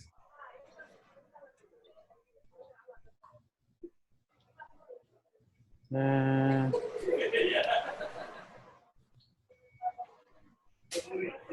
mm.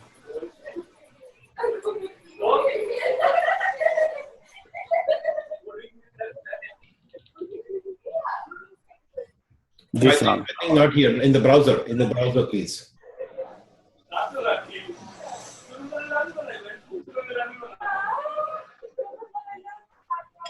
Salam.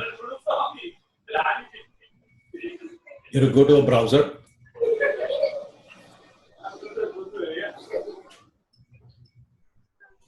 And log on to this Cell Cloud Services domain in gmail.com. So new tab, please.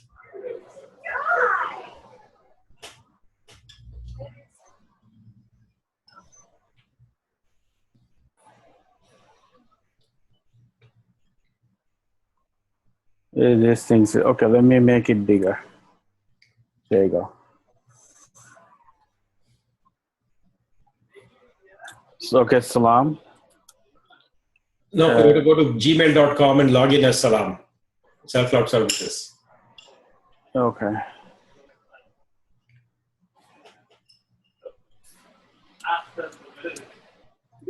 Gmail.com.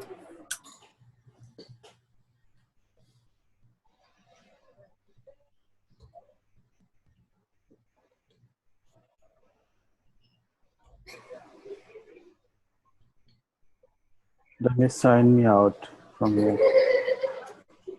No, not now. What is this called?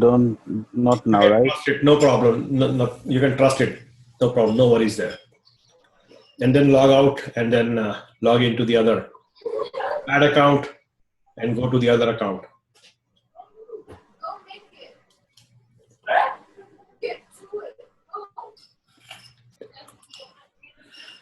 Salam.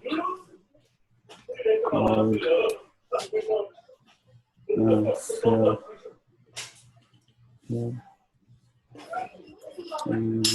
Services.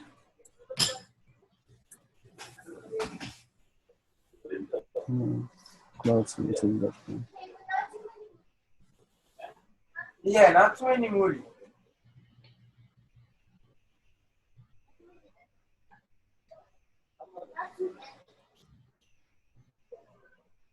Okay, pardon the interruption. Fix discontinuity domain console. Your trial has ended. What this means is that your trial has expired. There was a free trial going on with Google. And the free trial expired, which is expected, right? 30 days free trial is gone. So what that means is that your email is not working anymore. Which means that your validation will fail. Exactly, yeah. Means I will take the control to your screen and basically skip doing what you're doing, because you have to validate your domain first before they will give you a certificate. If the validation fails, then you're not getting a certificate. I'm sorry. And so you need to have an email working and your site working for them to validate ownership. Okay. So you don't have that ready, so I don't think we can proceed with your example.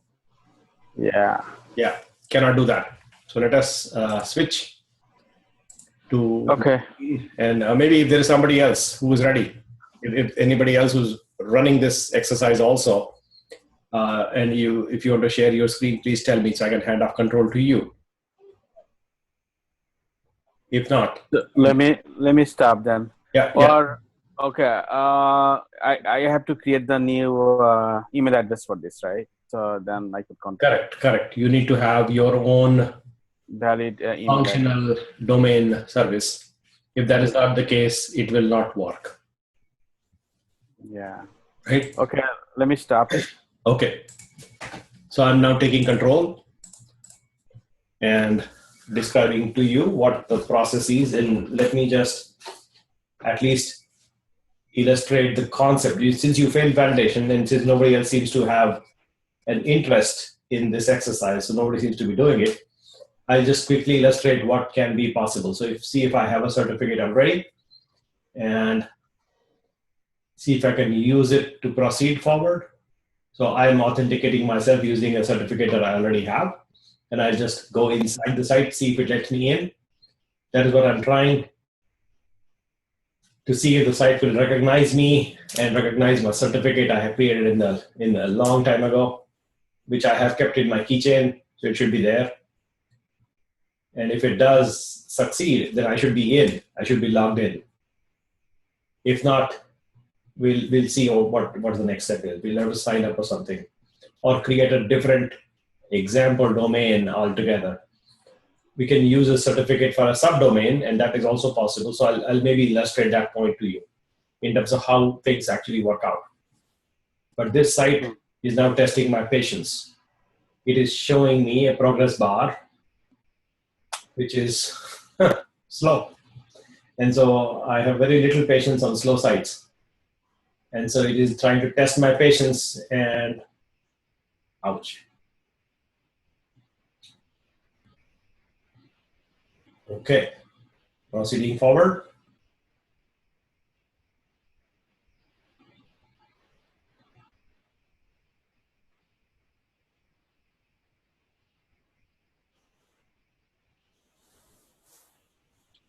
This site doesn't seem to like me today, so I will ignore them.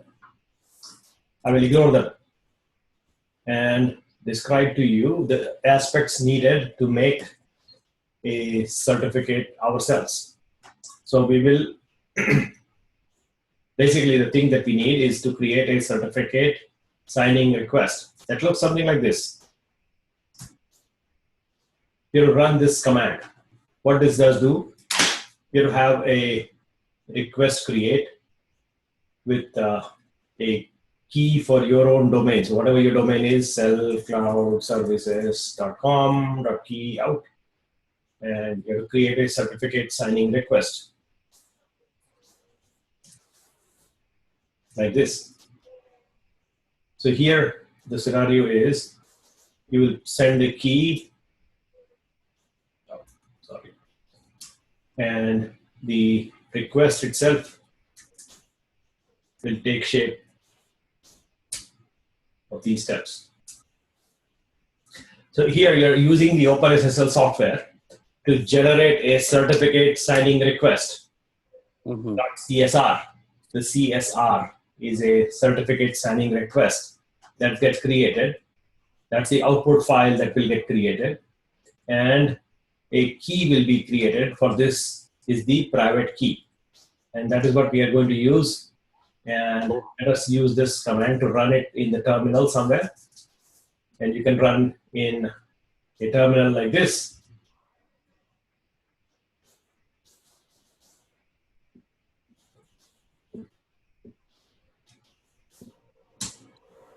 And it says, what is your country? So we'll say we are in the US. What is your province? We'll say we are in New Jersey. What's the locality? Clifton. Clifton, CLIF. And so organization name.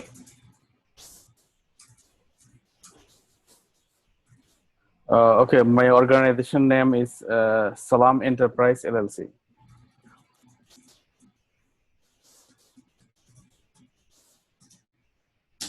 And the organizational unit. Unit. IT department. I'm just making it up, right? Okay, yeah. So making stuff up. FQDN, the fully qualified domain name. That's cellcloudservices.com. Right? Mm-hmm. And then email address.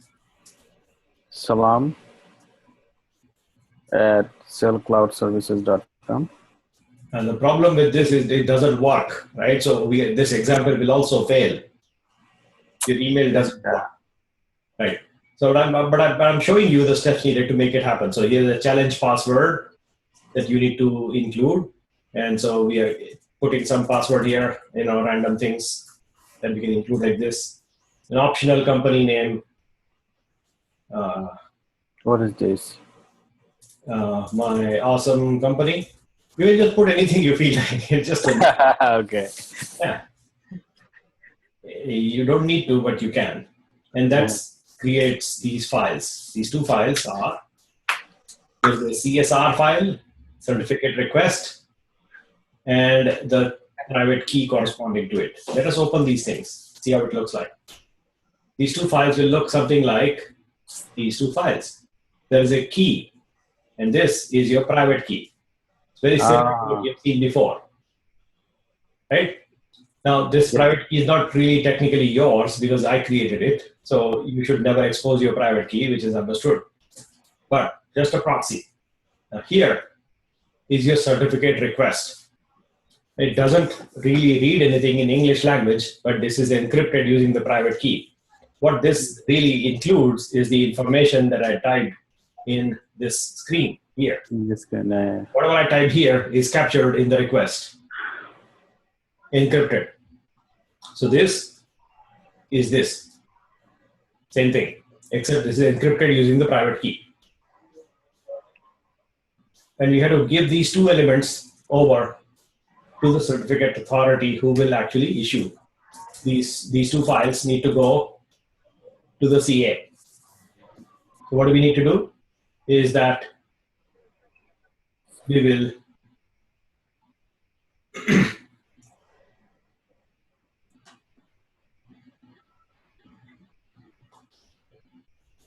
we'll go to some other entity. If that site is not working, fine. We'll go 90-day free SSL. Let's see who's going to give us.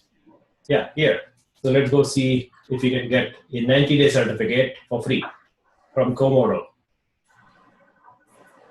And so you can get a free certificate for 90 days, for which it will ask you, hey, give me your, where is that? These sites are so clumsy. It's so difficult to find relevant information. They'll always try to sell you something. Yeah, that's the problem. So you have to really narrow down to the exact location where you want to go.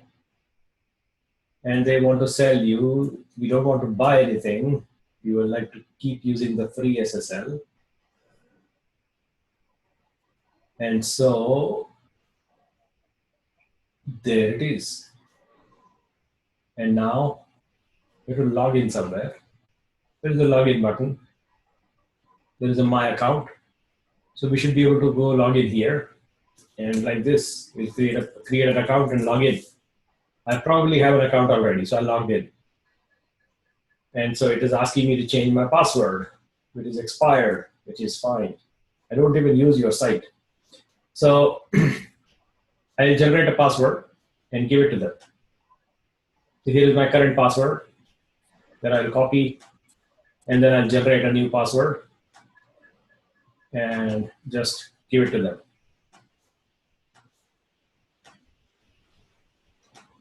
And then I go to management, and here I see to have existing certificates already that expired in March 15th. So I can actually create a new certificate. What I can do is get or renew a new certificate like this. So either I can buy a premium certificate like these, or somewhere along the way we should be able to get a 90-day free. No, they will not allow you. So they will not allow me apparently because I have already used it one time. They will not let me get a free certificate, but it is actually possible to get from them, Komodo, for 90 days for free. You can renew these things apparently, but they don't let you get another free choice, which is bad. So skip them. And let us go back to that SSL thing one more time. If that site succeeds in letting me log in and proceed forward, that will be awesome. Otherwise, we will do the more difficult, but fairly new, less encrypt authority. This authority, we'll get to that exercise if you are still interested. So what I'm going to do is attempt to log in here. Sir, I need on certificate English. So I have to generate the email first, right? Yeah, you have to get email working, the domain working. Before that, you will not be able to get a certificate at all. Yeah. Get the email functional. Okay. And so this site doesn't seem to respond to me. That's my problem. If the site doesn't work, the authority doesn't respond, it is not possible for me to just make stuff up and create a certificate. Mhm. Not possible. Okay. So this company is approved by Ubuntu? Yeah, all these are valid companies, Valid companies. except that some of them are slow. Yeah. Let's give this a shot. So Let's Encrypt is a new authority, they're relatively really new, and we'll get started. What does this do? It is actually free, and it has limits on usage. What does that mean? You can issue to any particular, there is a limit on number of certificates can be issued to a particular domain each week. So there's a limit. You just want one, right? So we just want one. We'll begin doing that. How it works? Exactly. Yeah, you have to basically, the process is very similar. You have to get a domain validation, for which you need to have a DNS record under this domain that you have. And then you will request a certificate. So to obtain a certificate, the agent will construct a certificate signing request, and that the Let's Encrypt authority issue a certificate with a specified public key. And this part is, there is actually a piece of code written somewhere in open source to generate keys. Yeah, there is a GitHub repository to generate Let's Encrypt certificate for yourself. Where is that? I haven't actually run. This is really, really new. I haven't had a chance to actually run it. But I don't want to experiment with you guys right now. I would like to talk about something else rather than experimenting live with you. Doesn't make sense. But if I find something really quick, I will maybe spend a few more minutes, and then otherwise I will switch to a different topic.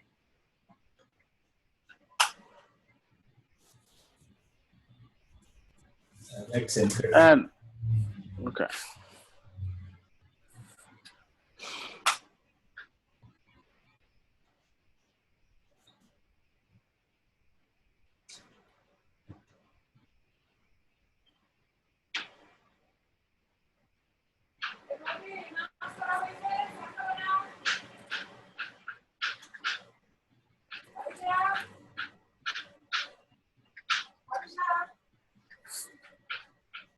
Yeah, I have not tried this, but this looks like an example which might work. It is relatively like a day old. So it is really 1 day ago, 18 days ago. It's a really fresh repository. I need to try this myself before I show it to you, which I will do at some point. So I'm going to keep a link for you. But this is again not that I would not want to experiment with you right now. So we will leave this alone. It's a relatively new authority coming up. Industry seems to be adopting it, and that is something that is one that I would really recommend that you use for your usage for your sites. Let's Encrypt is my first choice going forward. Up until now, we have been using Start SSL, which is what I currently use in our sites. So this Cloud Genius site actually uses a Start SSL certificate, as you can see right here. Start SSL Class 1 Primary CA, Primary Intermediate Server CA. And it will expire in November, which means I need to get preparations for me to renew it. This will expire this year, so November 1st. So I need to eventually renew it. But that renewal process can also be automated with Let's Encrypt. That's the good thing here is your renewals can also be automated. You basically write a script that will get you the certificate and automatically renew it. So you can basically forget that you need to worry about SSL because it is taken care of. Once you set things in motion in a proper fashion, you don't have to really worry about SSL anymore. That's what this authority is claiming to do. I haven't actually had a chance to play with it. It is relatively new. And so I will eventually do it, and I'll paste a link for you and maybe do another session at some point even after the class is over, if you are still interested. For right now, I will skip this discussion and tell you the idea that if you had a certificate that you were able to obtain in a real example, like cloud services example, we could not because the domain doesn't seem to work. In that scenario, what I will do is show you my own certificates that I have received from the startssl.com already. And so there should be a place where I store these certificates. Coming down in 5 minutes.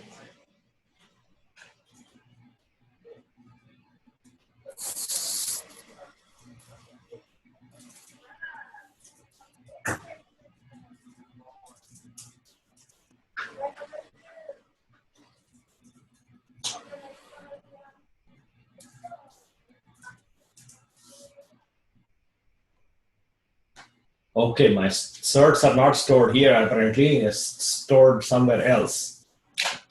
Where are they? Not on this machine. Okay, that's a security precaution I have taken to make sure that I don't expose my certificates. So that's why they are kept on a different computer somewhere. They're not here. And I cannot get there. Cannot get there because it is kept safe. But bottom line, you will get a certificate bundle like the CRT file that you saw me create manually here. You saw me create a CSR file. You will send this up to the certificate authority. They will give you a CRT file. So you have a CSR and that you give to them the CRT file down. So you will use that CRT. That is the certificate.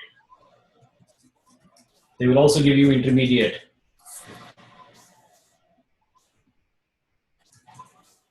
And you will chain them together, basically concatenate the files one after the other. And you will also include your key, the same key that you have up on top. And you will bundle these things together to create your bundled certificate. Like these three things together will constitute your own certificate. That's what this example is trying to illustrate.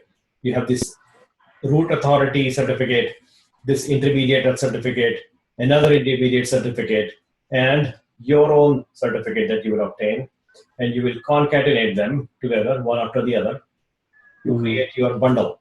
And this bundle, your domain.bundle.crt, is the bundle that you will actually place in a location in Etsy SSL private your domain.bundle.crt, that location, Etsy SSL private. If you remember our Linux discussion here in this folder, you have this folder, Etsy SSL, and there are these certs that contain your certificate authority, root authorities, and there's this private folder. So you go to the private folder, and that is where you will place, yes, it is permission denied because it requires sudo privileges. So you will type in sudo and then get in there, and you can now go to see the private area, which contains nothing right now except a self-signed certificate. This is a snake oil fake certificate and a key corresponding to that. You can basically renew and create your own fake certificates that you will place in that location, Etsy SSL private. This is location that you place your certificates in that area. Right now, So SnakeWhale certificate is a fake certificate. Sorry? SnakeWhale certificate. SnakeWhale.keys. Snake oil is fake. Like It's this. fake. Snake oil is basically fake, dummy. So it's a dummy certificate. We'll create a dummy one right now. Hey, Nilesh, could you paste those code, the code you used to generate private key? Could you? Yeah, it's put it in? here on the site. It's written down. Oh, in the site. Okay. Yeah, I'll paste a link for you. It's written down right there. And so it has the steps written down very clearly. So we will now generate a fake dummy certificate for ourselves here. So you have this location which we have on. I will try it later after I get the validate. It's working. So I'm adding SS certificate apt install SSL cert, which is already there. And now I will generate a snake oil fake certificate right now. ourselves. So we have right now only the key there. We'll create new ones. And we have a new key created that we will use, this one. We just have overwritten that, force override. And a user bin make SSL certificate, generate default snake oil, and force to override the existing. So we just have created a fresh certificate that looks like this. And this is our private key corresponding to the snake oil certificate that we have placed. That's how you can fake it. However, snake oil is a name that is used in cryptographic methods, basically to be bogus or fraudulent. The name snake oil derives from a bogus medicine widely available in 19th century. Okay. Basically, it's a fake certificate. You can use it until you get the real one, and then once you get the real one, you can use that certificate in your HA proxy configuration, your Nginx configuration, your Elastic Load Balancer, and things of that nature. You need to install those certification in different places. Huh? Right. So what in this particular exercise you will go on doing is to build a load balancer yourself. That's what this thing does, this exercise does. It builds a complete end-to-end proxy with properly signed certificate and actually creates a load balancer that you saw in the example of Amazon. We had this example, right? If you recall, we were playing with this this load balancer thing. This implementation of Elastic Load Balancer essentially is based on HA proxy software. And in this exercise, we are going to build a droplet in DigitalOcean using HA proxy application, which is here. That site has the actual source code for HA proxy. Mm-hmm. It's like, ugly, but yeah, trust me, it is a very good software. The site looks ugly. And you will install HA proxy on a droplet and use that droplet as your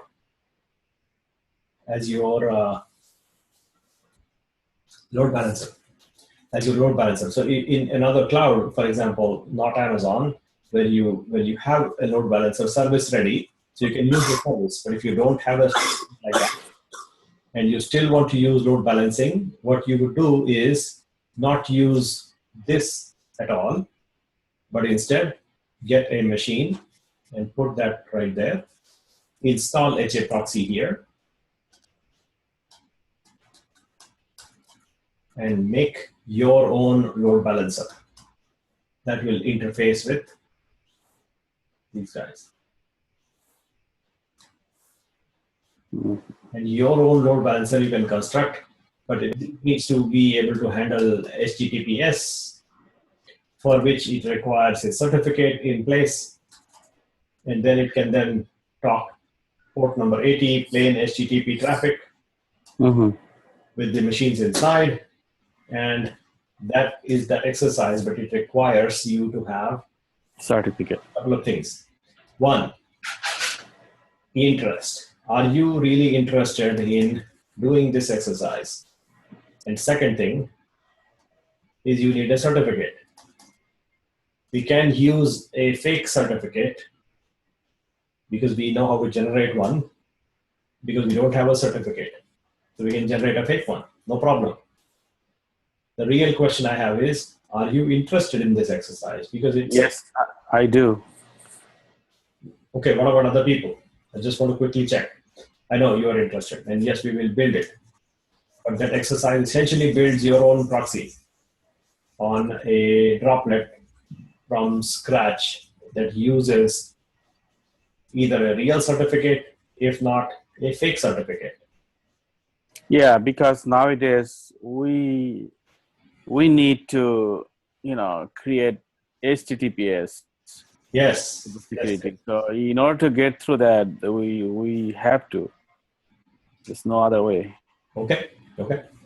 So we'll do that then. We'll use a fake certificate like all of us, since we do not have a domain and a proper certificate, and in these sites that don't seem to respond to me, and you don't have an email working and all that, we will use a fake snake oil certificate and establish our own load balancer.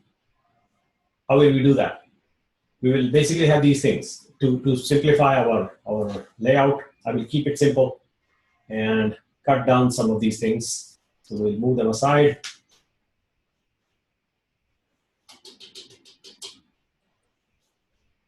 Oh, the bug came again.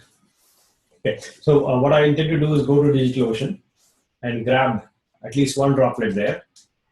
And in there, I will include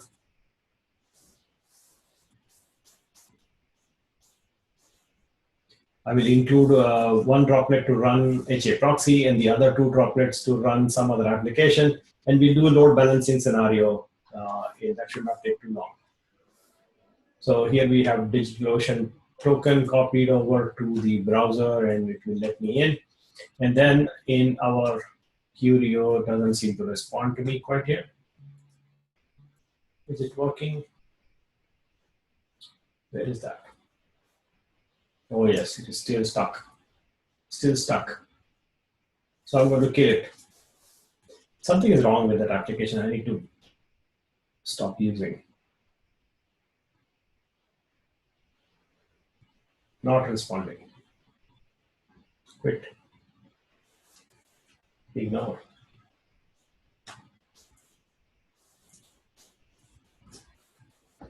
So to simplify our work, what I want to do is move these guys aside away and cut down some of these items.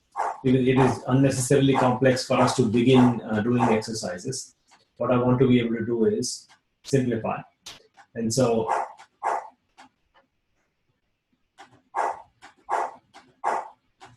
just put one machine to begin with, and then add a few more.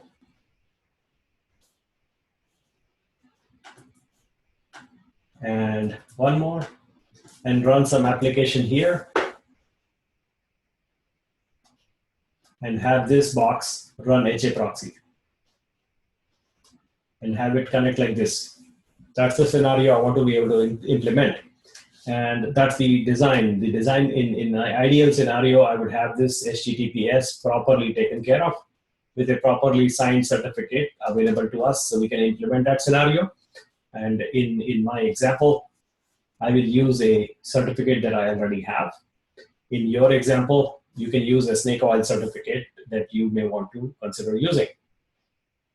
Right? So that's the implementation. Very, very simple one, except we are creating our own load balancer. That's this exercise in here. So let us begin doing that in terms of understanding what does it take. So you set up a droplet in the DigitalOcean with private networking option. That's a critical thing. If you remember, in DigitalOcean, we have never used this example at all yet.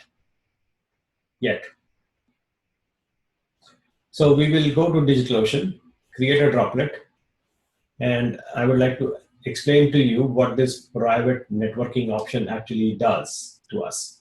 So we'll choose Ubuntu 14.04, choose a $5 droplet, and select, oh, they have a new region in San Francisco. There we go, 1 and 2, nice. So we'll select San Francisco for my example.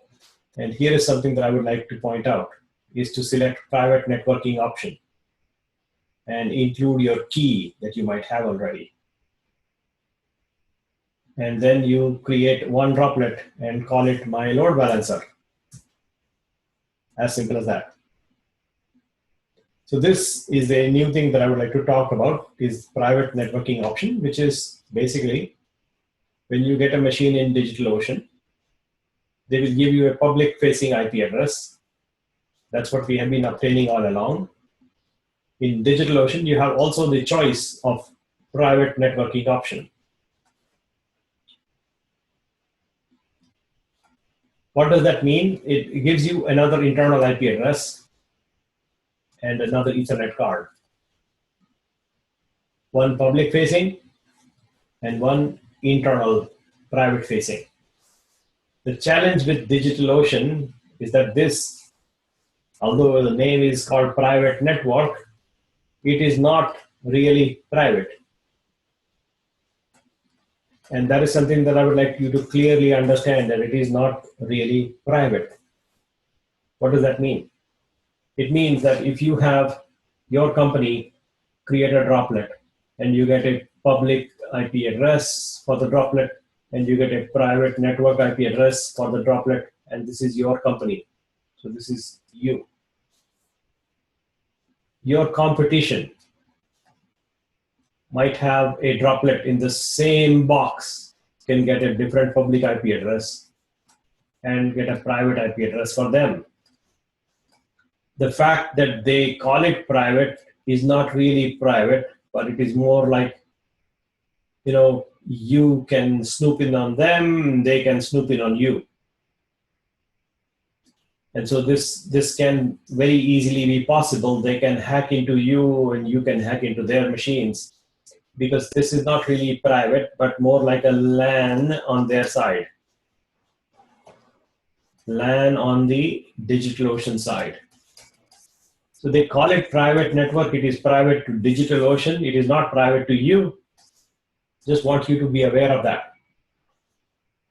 And that is different from Amazon. When Amazon or Microsoft or Google, any of these guys will give you a private area, they're basically giving you a virtual private cloud. It is completely isolated and just for you.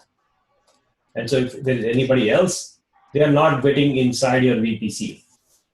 Whereas in DigitalOcean, they can. The competition can actually go the back door and see what you're doing. What does that mean? It means that you need to have a firewall here so that nobody actually can come in. You protect your internal assets very carefully. And that's how you can isolate yourself from other people. So in this case, the DigitalOcean is anyone use commercially? Yeah. Yeah. There are people that use. The reason why people still use it is because people know how to configure their own security area by themselves. You will use, uncomplicated firewall, UFW, in Linux to create a concept like security group for yourself. In DigitalOcean, you can construct security group like structure within your own machines, on your own, using iptable, which is iptables is a software already included in Ubuntu and Linuxes. And you can use this UFW package to manage iptables and treat just like security groups work in Amazon. And people use this to configure iptables in a fashion that makes the box secure, and they isolate your private networking option. So this is public and this is private. The private actually not really is like a virtual private cloud, but just a private connection that is exposed to other people.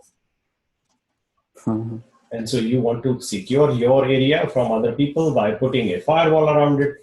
And you can totally accomplish that. No problem, as long as you know what you're doing, which is right there. And here is a short cheat sheet. I think I pasted already for you guys last time. I don't know if you picked it up, but somewhere along the way, I have pasted a link. So firewall is a different software. We just can. It's included in Ubuntu already. So here's the link I have given you last time, 7 days ago, at this date. I'm going to start it. That time in this, I don't know what date that is, but on that day, I have pasted this link, which basically sets up a proper firewall for your machine using UFW. It's very simple to use, and we'll use it today. Okay, I saw that. Okay. Let's keep going. So that's the idea that I would like to make sure that you clearly understand, that DigitalOcean droplets are not really VPC. They call it private networking option because it is basically giving us an additional network card. And that is what we are getting because we can then create a scenario like this, where we will have our proxy that we will build from scratch, connect on this side to the public side, and we'll get a private network connection option that connects to these boxes. That's what we will create in DigitalOcean for us. So these links can be the private links, whereas this is the public facing link that people will access our proxy. That's this scenario. So I'm creating an additional networking option, private networking in here, and creating a droplet, Ubuntu 14.04, $5, and San Francisco, private networking choice, selecting my keys that I have here, and I need one droplet. I'll call it my load balancer, and I create. The droplet is getting ready now. So when I have the droplet, all I need to do is install HA proxy in there, which is what I will do now.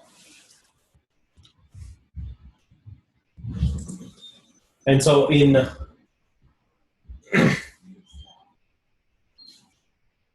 HA proxy on the droplet, once we have the droplet running, so the prerequisites are Ubuntu that we selected already, and we'll call it HA proxy, call it load balancer, whatever you want, and then private networking option, which we have selected already, and create a couple more droplets later on with private networking enabled. We'll name them www1, www2, 3, 4, like that. We'll do that momentarily, but the idea, those droplets will essentially become these other boxes, right? The other boxes that we have here, like this 1, 2, 3, we can have more like these. We'll create them later. Right now we are focusing on this box called load balancer. That's what I just named in this example. And we'll proceed. This HA proxy droplet will talk to our application droplets. We have private networking option listening on port number 80, and we will create that inside in our private area. In our DigitalOcean, we are basically crafting out a private area for us so that we will use the network connections like I described here in this example. This kind of a connection, that is a private connection. This connection to the user is a public connection. We'll create those connections right now. A couple other prerequisites here are that we need to have in the HA proxy droplet, you put your domain certificate, the bundle for certificates and private key, or your snake oil bundle inside that location, HCSSL private. That's the location you have to put your certificates inside. And then you want to secure the bundle with a chmod 400. That's the step you will do momentarily. Now on the droplet, we will install HA proxy. So the droplet gets ready. By now we should have it ready.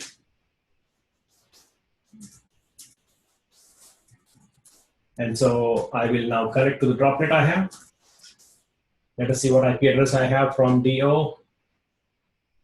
And here it is. And I should be able to go in and connect. Okay, it's asking me for a password, which means I need to provide my key.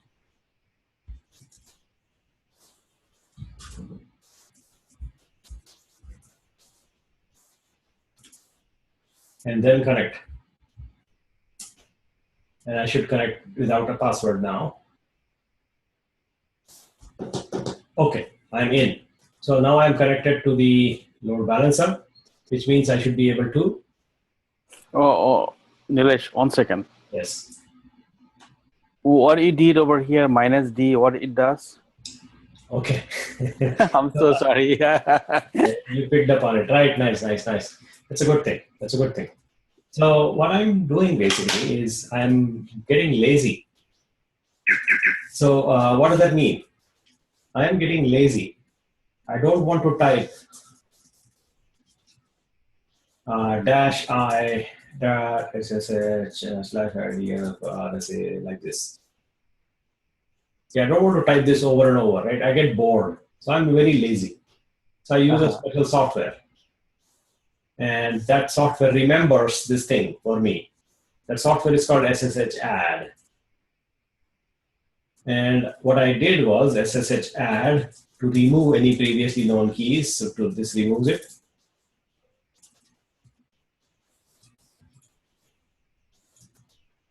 And then I added my key that I had selected.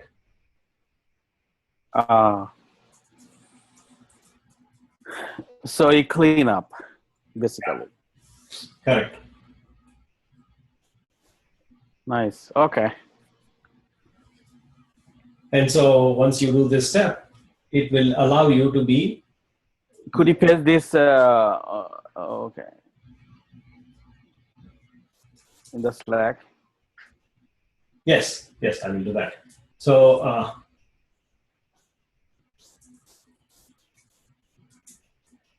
this is not a goodie.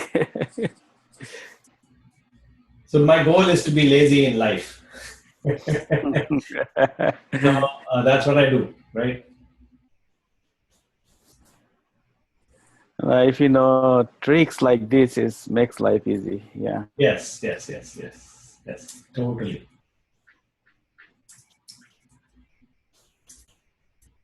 So I'm pasting this in your Slack chat, right? Yep. Yes. Okay, here it comes.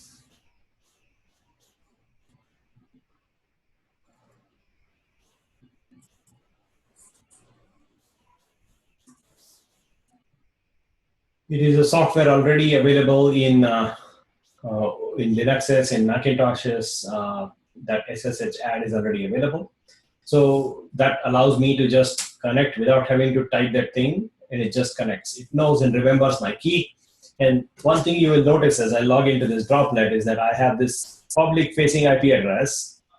And I also have this extra IP address, which is the internal network I requested, right? Yes.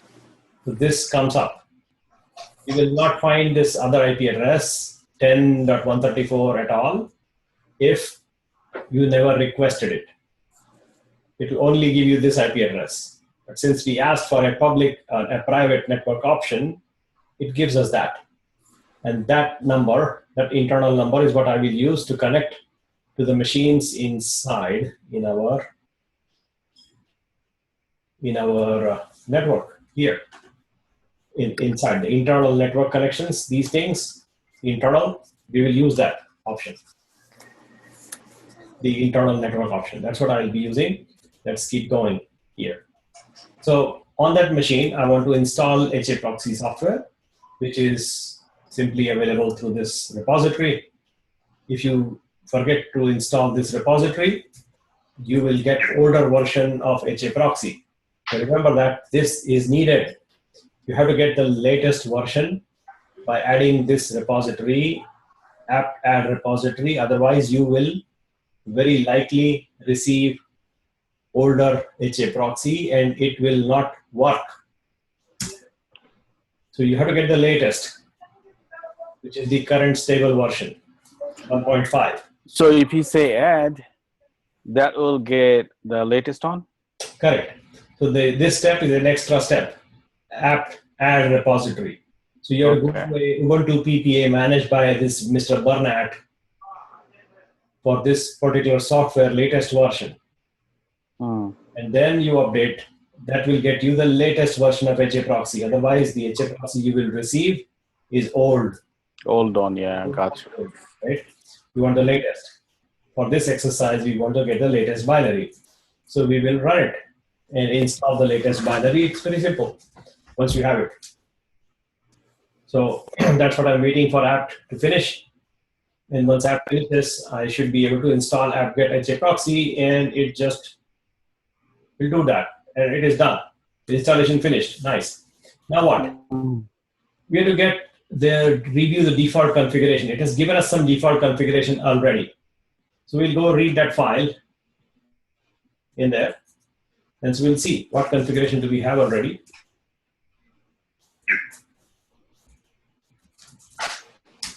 And so here is some configuration already available. It's a long file there. But it is very easy to digest once you read it carefully line by line. So my idea is to actually review that file line by line. How many lines we have? 35. That's it. So at the very top, there is a global section all the way up to here. Then we have a default section. And then that's it. The two sections. There's a default section and then a global section at the very top. That's how it looks like. Yeah. So now we have to make sure that we are changing permissions on that file so that we can actually make edits. So we'll make the edit permissions on that particular file, which is basically I just did that modification of permissions so I can actually edit that file. And now I want to make sure that the permissions are set only for the root user. Nobody else can see or read or modify. It is 600 for everybody else, just the root user. So you can verify that like this. And it shows you read and write only for the root user. Everybody else is blacked out. So only I can read it. Nobody else can. Nice. Configuration for HA proxy, right? So a customized HA proxy already made available in this exercise. We'll use that exercise. And the segments that you differ between the default HA proxy and the example HA proxy provided here, there are certain sections where to make it different, right? So the maximum connections, there's a number for max connections. Let's go review that. So here in our HA proxy, there's a max connection option that is missing probably. So let's see if we have max connection option, max connections, that pattern is not found. So we have to modify this max connection option, include that. This limits the number of connections that HA proxy can actually handle. And for a $5 droplet that we have chosen, 2048 seems to be a good number of simultaneous connections that this little $5 droplet can manage. So I'm including that number in the configuration in the global section. I will go modify the global section here and include right there like this and make sure I tab it like that. So I added that one line for maximum number of connections and I'm saving it. Next, I would like to change the default section a little bit. In the default section, I would like to add a couple of things here, and that we are enabling HA proxy to report statistics via a URL. So this URL called /stats. So whatever your domain is, /stats is the URL that I will actually use to review statistics of the HA proxy itself. And what I'm going to do is include this section in the default section. What this does, retries 3. Option redispatch, option forwarder. Let us compare what we have with what it shows in this example. So I'll bring up that terminal on this side and put it on side by side here. On the remote machine, we have adjust the font size a little bit and open the file for editing, and let us compare what we have versus what we need to have. So in the maximum connections, we have added that line already here. In the default section, we are adding a couple more items in there. So what we have currently are these things: log, mode, option for HTTP log, option for do not log, null, timeouts, and error file locations. That's it. So these are the options we currently have. I would like to add these extra options in the default section, and that's what I will include, these items inside the default section. So I will basically go and edit the default section and include these items like this. And then I make sure that indentation is correct.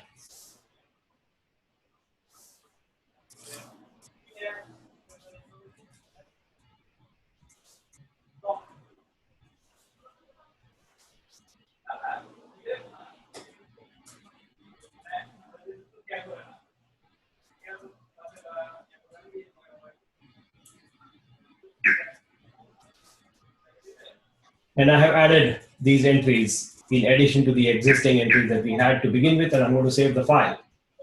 Then I'm adding a new section in there that doesn't exist.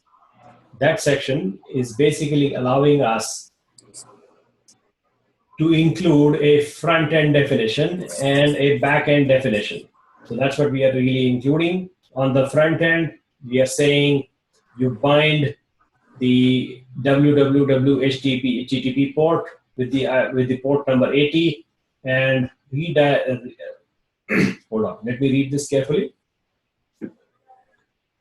And let me read both of them together so you have a good idea on what we are dealing with. We are creating a section for front end and a section for back end. And those two sections, this section goes in the front end area, the front end HTTP section. There is a front end for www HTTPS section, and there is a back end section. So 3 sections here. Right? So let us understand them one at a time. So we are adding 3 sections to the configuration file, the same configuration file here. This one, we'll be adding 3 sections. In that section, what we are really saying is, in practice, what we are saying is if this guy wants to talk to you on port number 80, you tell this guy, hey, I will talk to you on 443. So the guy will say, okay, talk to me on 443, please. And that is called redirection. This redirection to 443 is what we are forcing on the user and making sure that the user, even if he or she types in HTTP, that gets automatically converted to HTTPS and a re-request on the right port. Please talk HTTPS to me. And that is what we are doing essentially in practice. What does that mean? We'll have a section here in the configuration for HTTP, another section for the front end for HTTPS, and one section to interface on the back side. So this is the back end section. This is a front end configuration. There are 2 front configurations, one for HTTPS, one for HTTP. This will do a redirection, and this will be the one that is getting used. And it will refer to the backend section that will interface with the other machines out there. That's what we are essentially implementing right now. So we'll have 3 sections. 1, HTTP frontend, HTTPS frontend, HTTP backend. Those 3 sections we are including in the HA proxy configuration right here. HTTP frontend will say, you know what, user, you come on 80, but I really want you to come on 443. So please come again on 443. That's redirect. That's one section. Let us see how it looks like.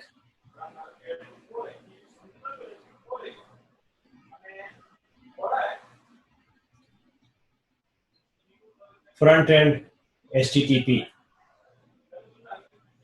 This section doesn't exist by default. You need to add it based on the example. Remember to change the HTTP www public IP with the public IP of the HA proxy droplet.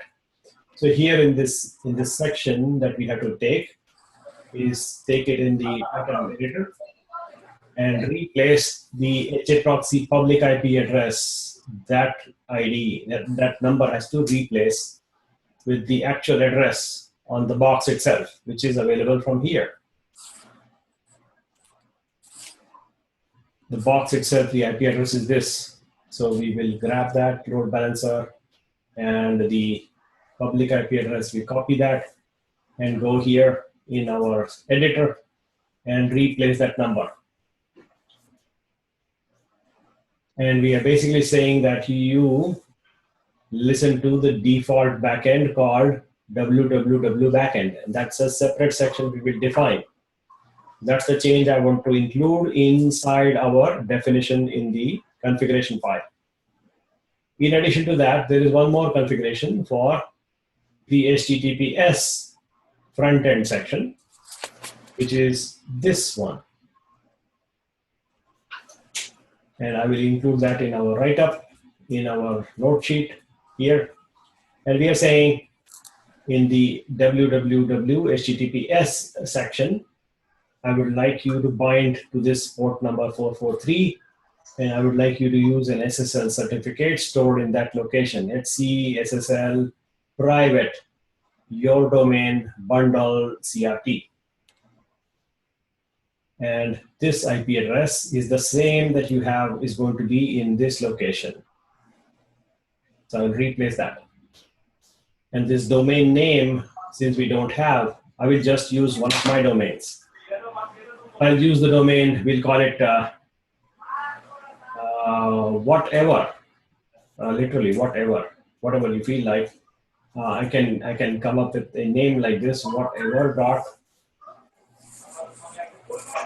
genius .crt. That's the name of the machine going to be. And this certificate is a concatenation of change certificates and private key that I have to come up with. I'll find my certificate and put it in the right location. I will do that. In that location, I'll have to place it. And so I will basically create a whatever certificate and place it in the right location in that address exactly. That's what I intend to do. And so that file will contain my whatever.cloudgenie.us bundled certificate. Then we will have a request add or X forwarded protocol to HTTPS, and the default backend will be the backend that I will now write in my next step. We have a front end, two front ends defined, one for HTTPS, and on the back end we will have one more section, which is the backend section that I have to create. I will just copy this over for now and put it in my example, and let us start to read it. So in line number 14, we have to put a name of a cookie. So you can put any name you feel like here, literally anything you like. This is the name of the cookie that will be placed on the user's browser. The cookie name goes here. In my example, I will just use this SRV name or use Cloud Genius. Then I will set a policy to do load balancing itself. That policy is to balance using round robin principle. What does that mean? It means you go in a round fashion. Go here, then here, then here, then here, like that. You go round. If there are 3 machines, you will go A, B, C, A, B, C, A, B, C. If there are 4 machines, you'll go A, B, C, D, A, B, C, D, A, B, C, D. So go in circle and distribute the load among the machines that you have. That's round robin policy. So I'm setting my policy in my backend configuration for HA proxy. And so in our example, we just have 2 machines here. So that is also valid for round robin. We just distribute between 2 machines, A, B, like that. Then we have to set the number of machines that we have are only 2. So we are going to delete these 2 extra lines from the code sample and delete them out. We also need to have those back-end IP addresses available here. And that is what we need to create. So we don't have those 2 machines right now. We will create them immediately. We'll go to this DigitalOcean cloud and say create a droplet. And in there, we'll ask DigitalOcean for 2 more droplets. We'll say create. And we'll say, use Ubuntu 14.04, $5. And in San Francisco, select private networking option. I forget whether it is 1 or 2 that I selected. So I need to go and check that, whether the previous option was 1 or 2. So this droplet is in San Francisco 1. Okay. I need to stick to San Francisco 1, otherwise I'll be in a different building. I don't want to make that mistake. I will go to the same building again. So here, create a droplet and select 1404. Choose $5 size and San Francisco, building number 1. Private networking option. And I'm adding my keys. And I'm getting 2 droplets. And I'm calling them www1, www2, like that. Maybe I can get 4 droplets. 1, 2, 3, 4. And just create them. The 4 droplets getting created. And I will bring that 4 lines back, just like how it was. So I have these 4 droplets now ready. I need to make sure that I get these 4 IP addresses from there. These will be the private IP addresses that I need to obtain. And then in this, I will also have to obtain this certificate that I have kept somewhere. So let me go and grab it while the machines get created. I'll go and grab my certificate for whatever.cloudgenie.us in that folder on the remote load balancer machine. Let me go and grab it. I've kept it somewhere in another computer. So let me go there.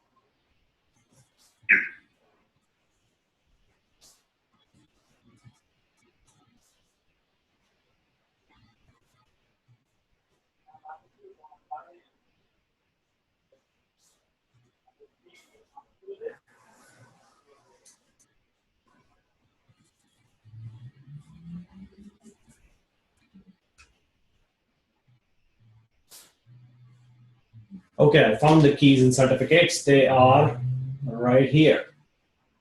These 2. So I need them. I will copy them over to the DigitalOcean droplet, which is out in the cloud. And I will copy these 2 files over to the private area in DigitalOcean.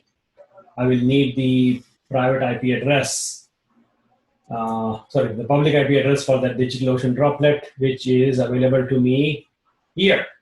So I will go copy the public IP address, which is that one. And so I'll copy the public IP address. I copied it. I will go to my machine where I have the certificates loaded, and I will copy them. Copy these certificates over to the root location at this IP address followed by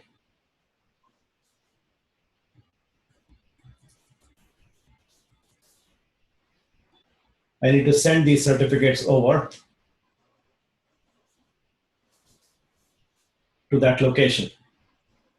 And I will send it over. So it will go to that location. It is also asking me for a password, which is basically the same trick.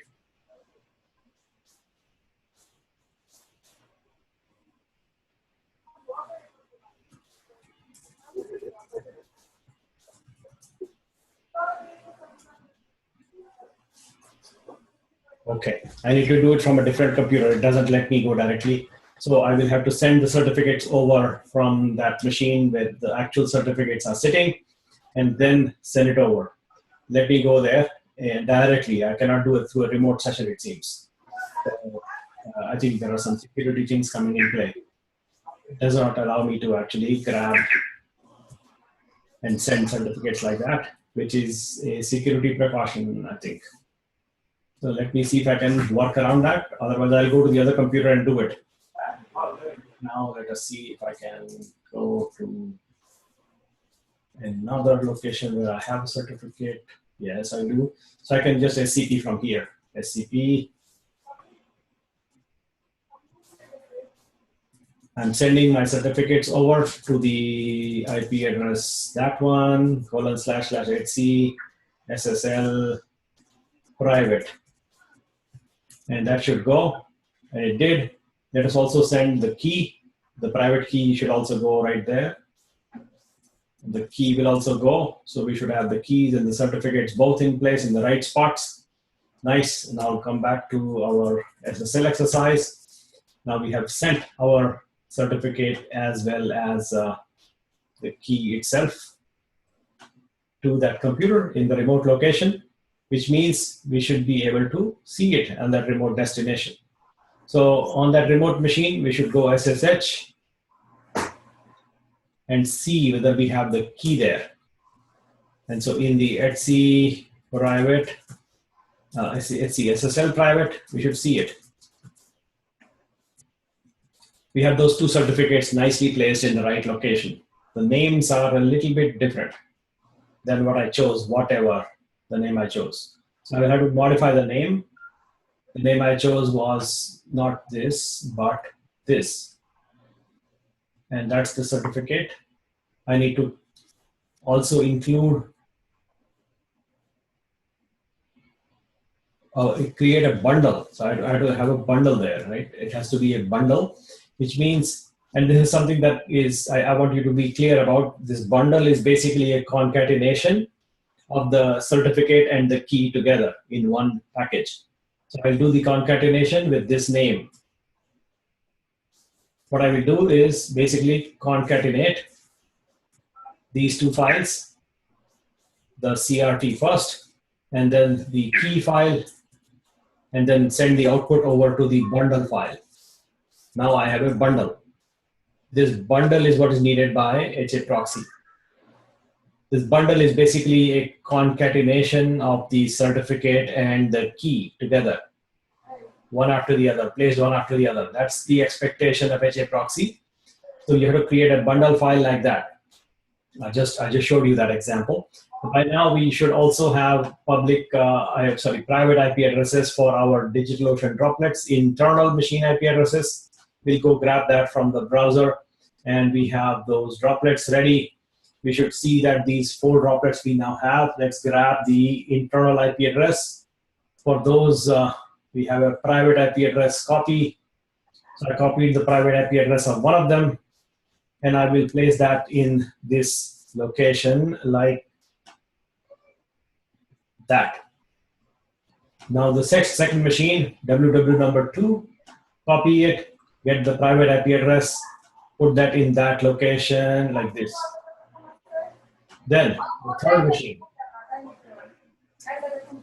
Third machine, you have to copy the IP address and put that in there. And then the fourth machine, the private IP address right there. Now we have done this construction of this syntax that I want to actually place. I will review this one more time before I include it in my HA proxy configuration, and now we are mostly done. What we have done is defined a front end for HTTP, defined a front end for HTTPS, and defined the back end. How will we treat the back end? And here, what I want to be able to do is copy all of this and go to that machine out there in our remote computer, which is our load balancer, and edit our configuration and include after the default section, at the very end of the default section, we should include this 3 sections that we have just created. This will be the front-end HTTP, front-end HTTPS, and also the back-end definition of these 4 machines, WW1, 2, 3, 4. Now we should be able to start our HA proxy server. What does that mean? Is that we will go here and edit the configuration, modify, make sure our key is the right location. We are making sure that our bundle certificate is actually encrypted and marked read-only for us. So we will go etc SSL private, and in there that bundle file that we have is read-only for other people. We should disable that. So we'll do a chmod 400 on the cloudgenius.bundle, And while doing that, we'll also do a chmod on other files.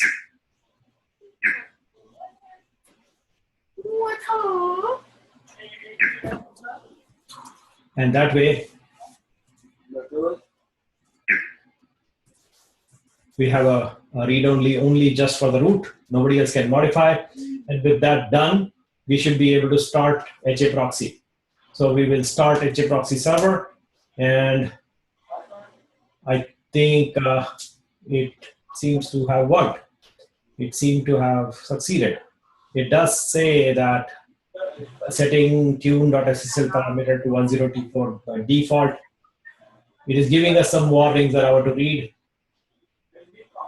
But let's read the warning. The warning is setting some parameters to 1024 by default. If your workload permits, you should set it to 2048. And we should modify the configuration. It is telling us to use 2048. We will modify the configuration and set our parameter, if you can find it in our HA proxy configuration. If this tune.ssl default DH parameter configuration, if that parameter is already there in the configuration, let us see if we have it. I don't think we have it, so we have to study that later. We'll have to study that part later as to what that new warning that seems to be there. But our configuration seems okay, and our HA proxy seems to be running. We can test whether it is actually running by grepping for it. And we see that it is actually active, which is nice.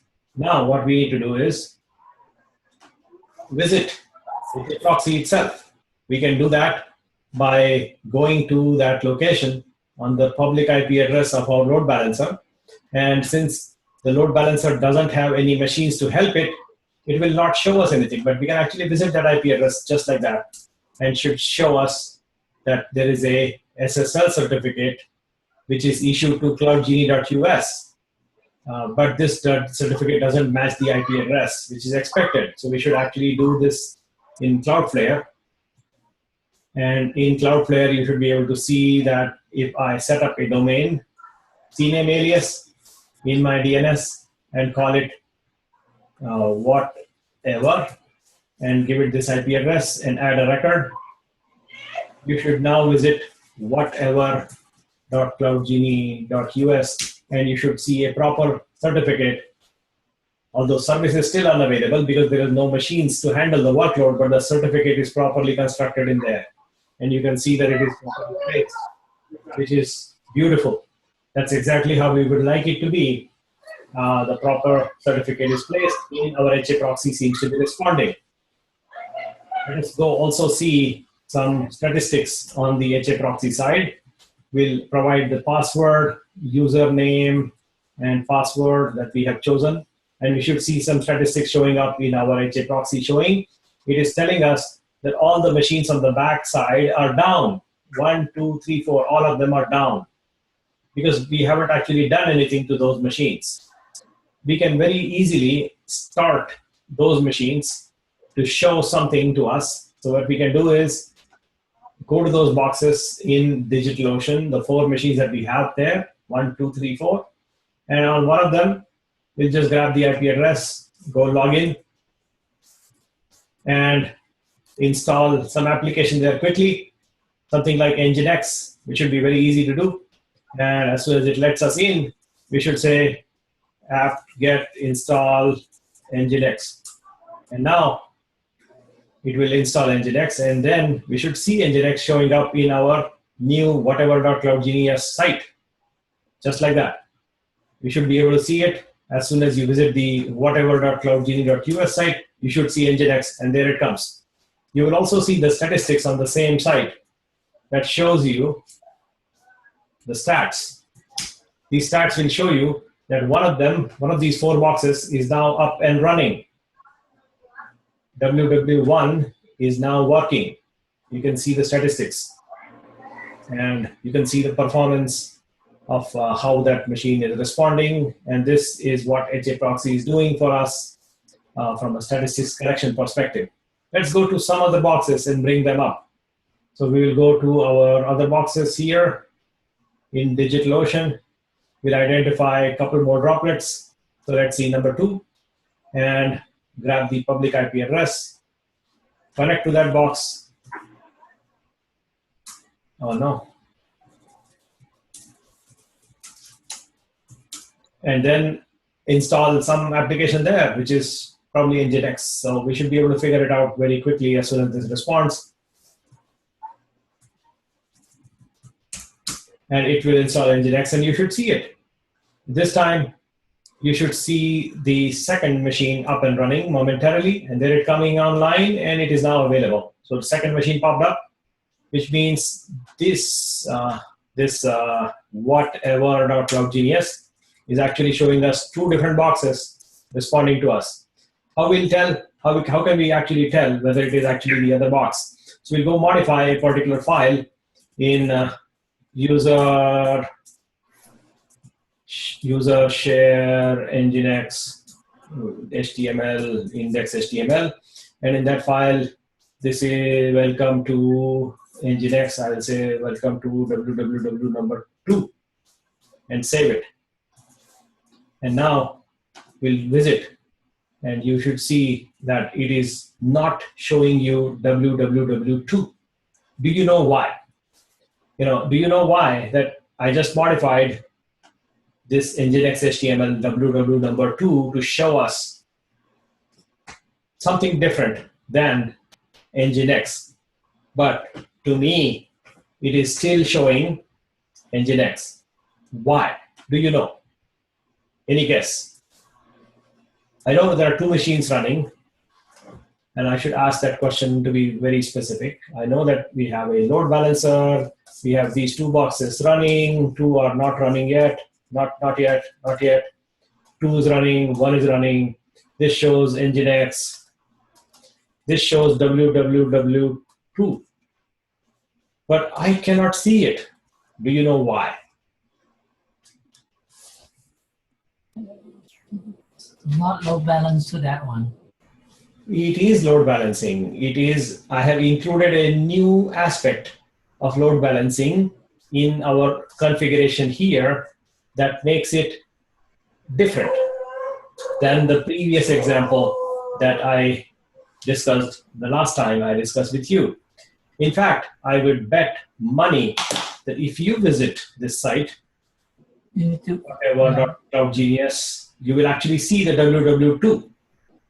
So I'm going to paste a link for you and try hitting it, and you might see www2 instead of Nginx. I will not see it, but you will. So go click. Okay. What do you see? Nginx or www2?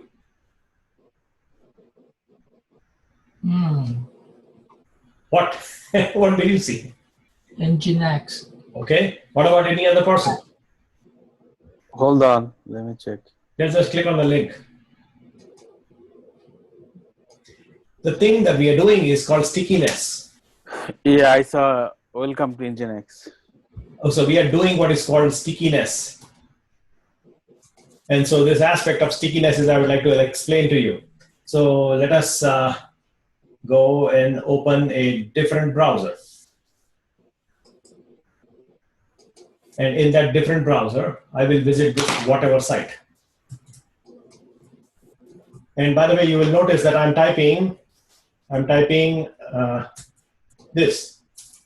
Or to be specific, I'm typing HTTP. Okay, I will deliberately type HTTP, not HTTPS. Okay, let's see what happens. I'm pasting HTTP:// and I see www2. I also see that this whatever connection is now showing me an HTTPS link. It automatically got forwarded from what I typed was this link, but it got converted into this link. And it is currently showing me www2 on the Firefox browser. On my Safari browser, I typed in this link, and I'm seeing Nginx. Now, what is going on is that it is thinking and treating this browser, Firefox, as a different user. And this is the first user.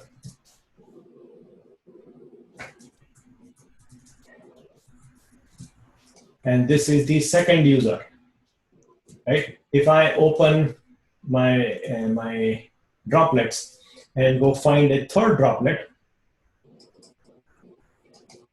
this one, third one, and get the IP address and grab and go connect to that one, SSH, root at IP address, and then install Nginx on that machine as well. You will find that it apt-get install. You will find that this third machine will become visible to a third browser if I try. And so it is basically treating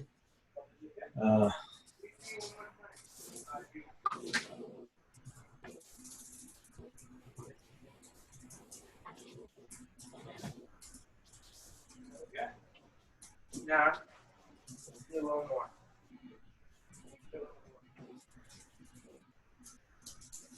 And so now I'm going to actually watch this idea that I will explain to you, preferences in browser. In my browser, if you look at privacy, you will see that I have some cookies. And in my cookies that I have, let us see what cookies do I see. Okay.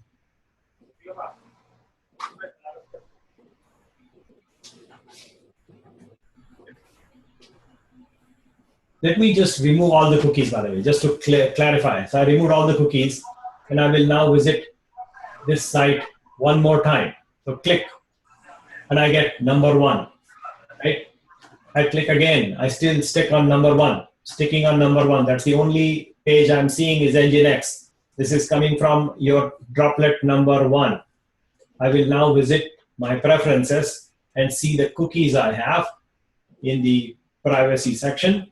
And see my cookies. I see that I have a cookie from whatever. And the cookie name is called Cloud Genius.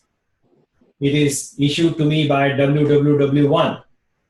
And this is the reason why I am sticking to www1. If I remove the cookie and refresh my browser, I should see another machine, which I did.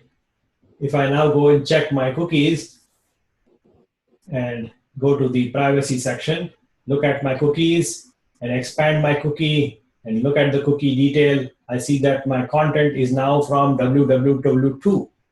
It is coming from the machine number 2. If I remove this cookie again and close this window and open the browser one more time, I should go to number 3. And that is the reason why it is doing round robin in a sticky fashion. 1, 2, 3, 1, 2, 3, like that. It will go, and it is sticky because I want it to be sticky. And I'll tell you about stickiness in just a few words in just a moment. But I want to go do one more thing, which is fourth droplet. Actually, it's not important, so I'll skip the fourth one. We'll just skip that. Not a big deal. You understand the concept. But you will also see that the statistics collection shows us that there are 3 machines up and running. Fourth one is still dead. We never started it. And it is doing a round robin on these 3 machines right now. And the policy of stickiness comes into play because of a rule that we have placed here. And that stickiness policy comes from placing cookies. That is line number 13 and 19, 20, 21, 22. These policies set cookies. The reason cookies are set is because I wanted to illustrate to you the fact that you can choose between setting a cookie and not setting a cookie, depending on what your choice is. In certain applications, when people need, the developers need that particular user, and in fact, in many cases, you actually want stickiness. You want it. You want stickiness, and you can enable stickiness in Amazon load balancer also, not a problem. But the stickiness is actually important. What happens without stickiness is like this. You have a user. User visits load balancer. Load balancer connects to you, and you get connected to www1. You log in, and you get a acknowledgement back, success, and you feel happy about logging in. However, the success message and the second attempt for you to go log in, you might actually land on a different box. Number 2, for example. This box may not have any idea whether you logged in or not. So it might show you a logged out or front page. It might show you a front page and not actually show you the logged in page that you expect to see. And only that machine, number 1, is aware of the fact that you have actually logged in. So in certain applications, stickiness of a user by placing a cookie from this machine onto this user's browser so that this forwarder, load balancer, already knows that you need to go here. And so it will send you there and not to here or maybe here. It will remember that you wanted to go to www1 because you seem to have a cookie there. And the cookie, as I showed you in Firefox browser, it's very easy to see in Firefox. That's why I pulled up Firefox. But here is another Firefox. And you can also see the same thing again. I'm going to go to this whatever dot and see that I get Nginx. I will go and examine my cookies, same thing. And here, my privacy, individual cookies, and there are lots of cookies. I'll remove them all, and then refresh, and I'll get number 2 this time. I go to my cookies and remove individual cookies, and I see that the whatever cookie is available to me from number 2, machine number 2. And I'll remove this one, and then open this site, and then refresh again to get number 3. And then back here in DigitalOcean, go to droplets, go to number 4, get the IP address, go to that machine, connect it, and then install some application there. You know the flow. You know what I'm going to do. And then you will modify the Nginx to say number 4. So it just shows you visually that it's a different machine. So I'm going to edit that.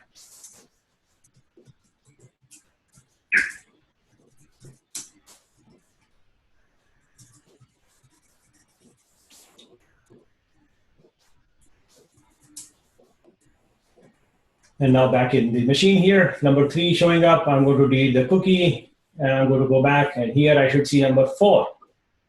Oh, it did not pick up yet. So yeah, we should see some. I was too quick. So remove, refresh to get number 2, remove again, refresh to get to number 3, and remove again. And this time I think it should have picked up by now. So remove number 4. And that's how round robin is working with stickiness included. And you can see this cookie is issued to us from the machine number 4. And remove all of them to go back to number 1. And so here it is Nginx.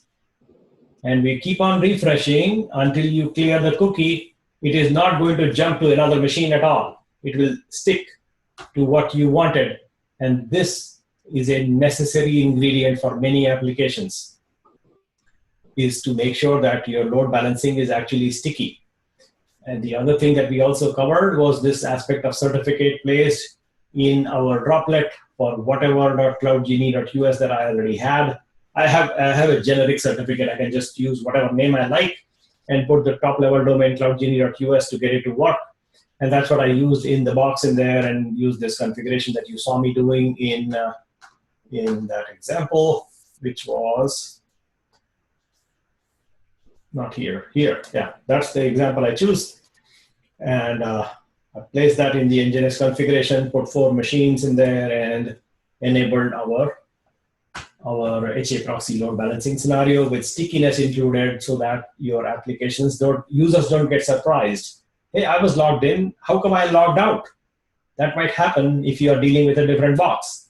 That might also happen if one of those boxes die. So if you have these 4 boxes, so imagine if these boxes, 4 of them we have there, 1, 2, 3, 4. Imagine like one of them dies. So let's take a real example. This is box number 1, Nginx, and you have a valid cookie for that. So here's the cookie. This is cookie for machine number 1. That's www number 1. Now imagine if I kill that box. So here is W number 1. Go and kill it. And it will die. And we'll wait for it to die. Okay, it's dead. Great. Now come back here. I'm not deleting the cookie. Not deleting it. Just opening this page again and say refresh please. It automatically takes me to the second box and also modifies my cookie.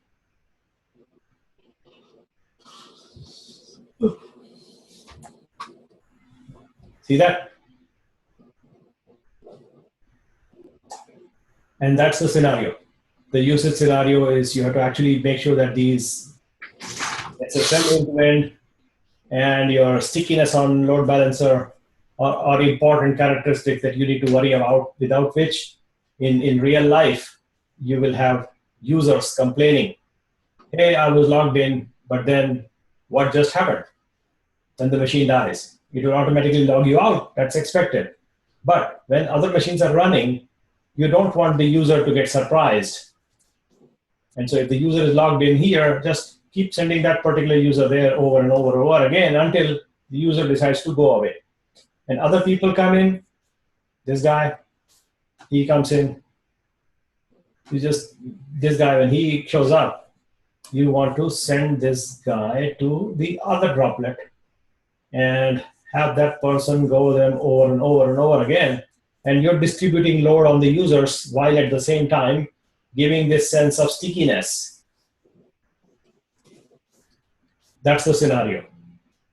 That is a valid and actually required scenario in many applications. You actually want stickiness.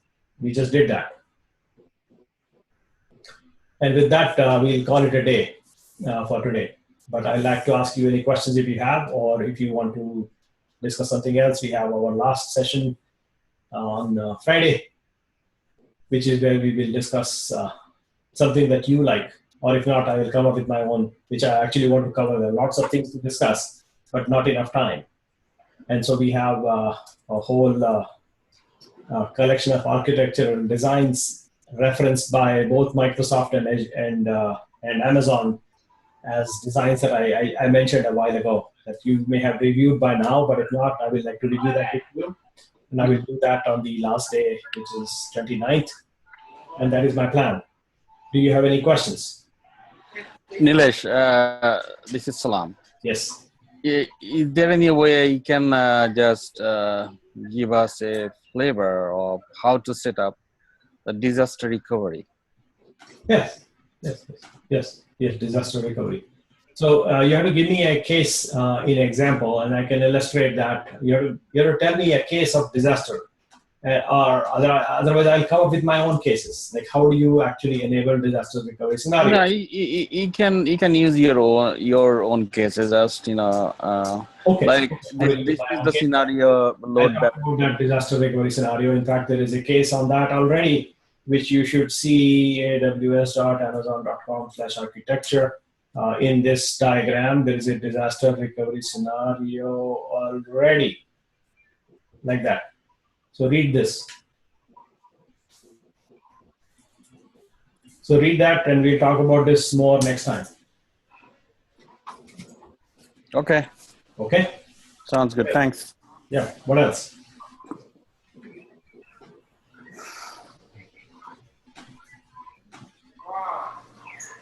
No, that's all for me Okay. for now. Thanks. Cool.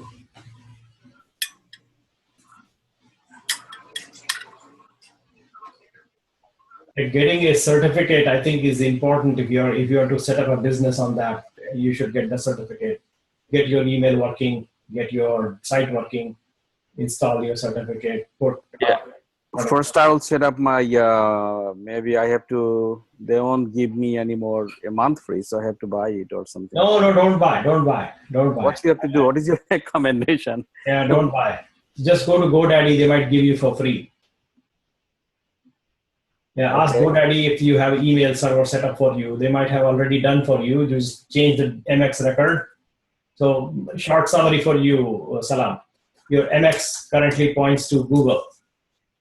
Right. And you say, GoDaddy, can you please give me email services for free? And they might say yes. So you just use that.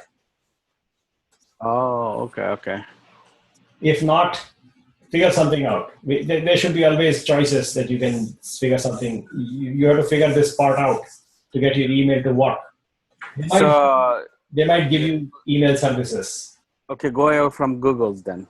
Yeah. So go away from Google. Google will not give you again. They give you 30 days and that's it.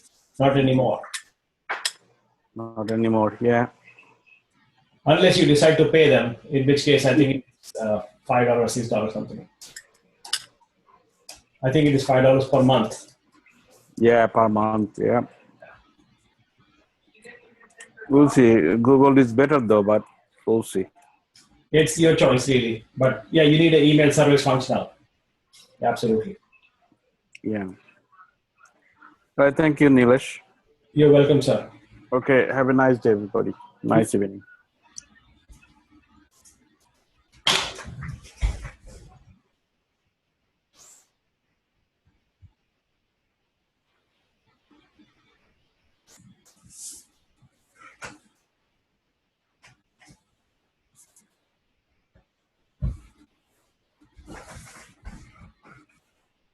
So I'm hanging up the call. I'll see you guys later on Friday, 5 o'clock.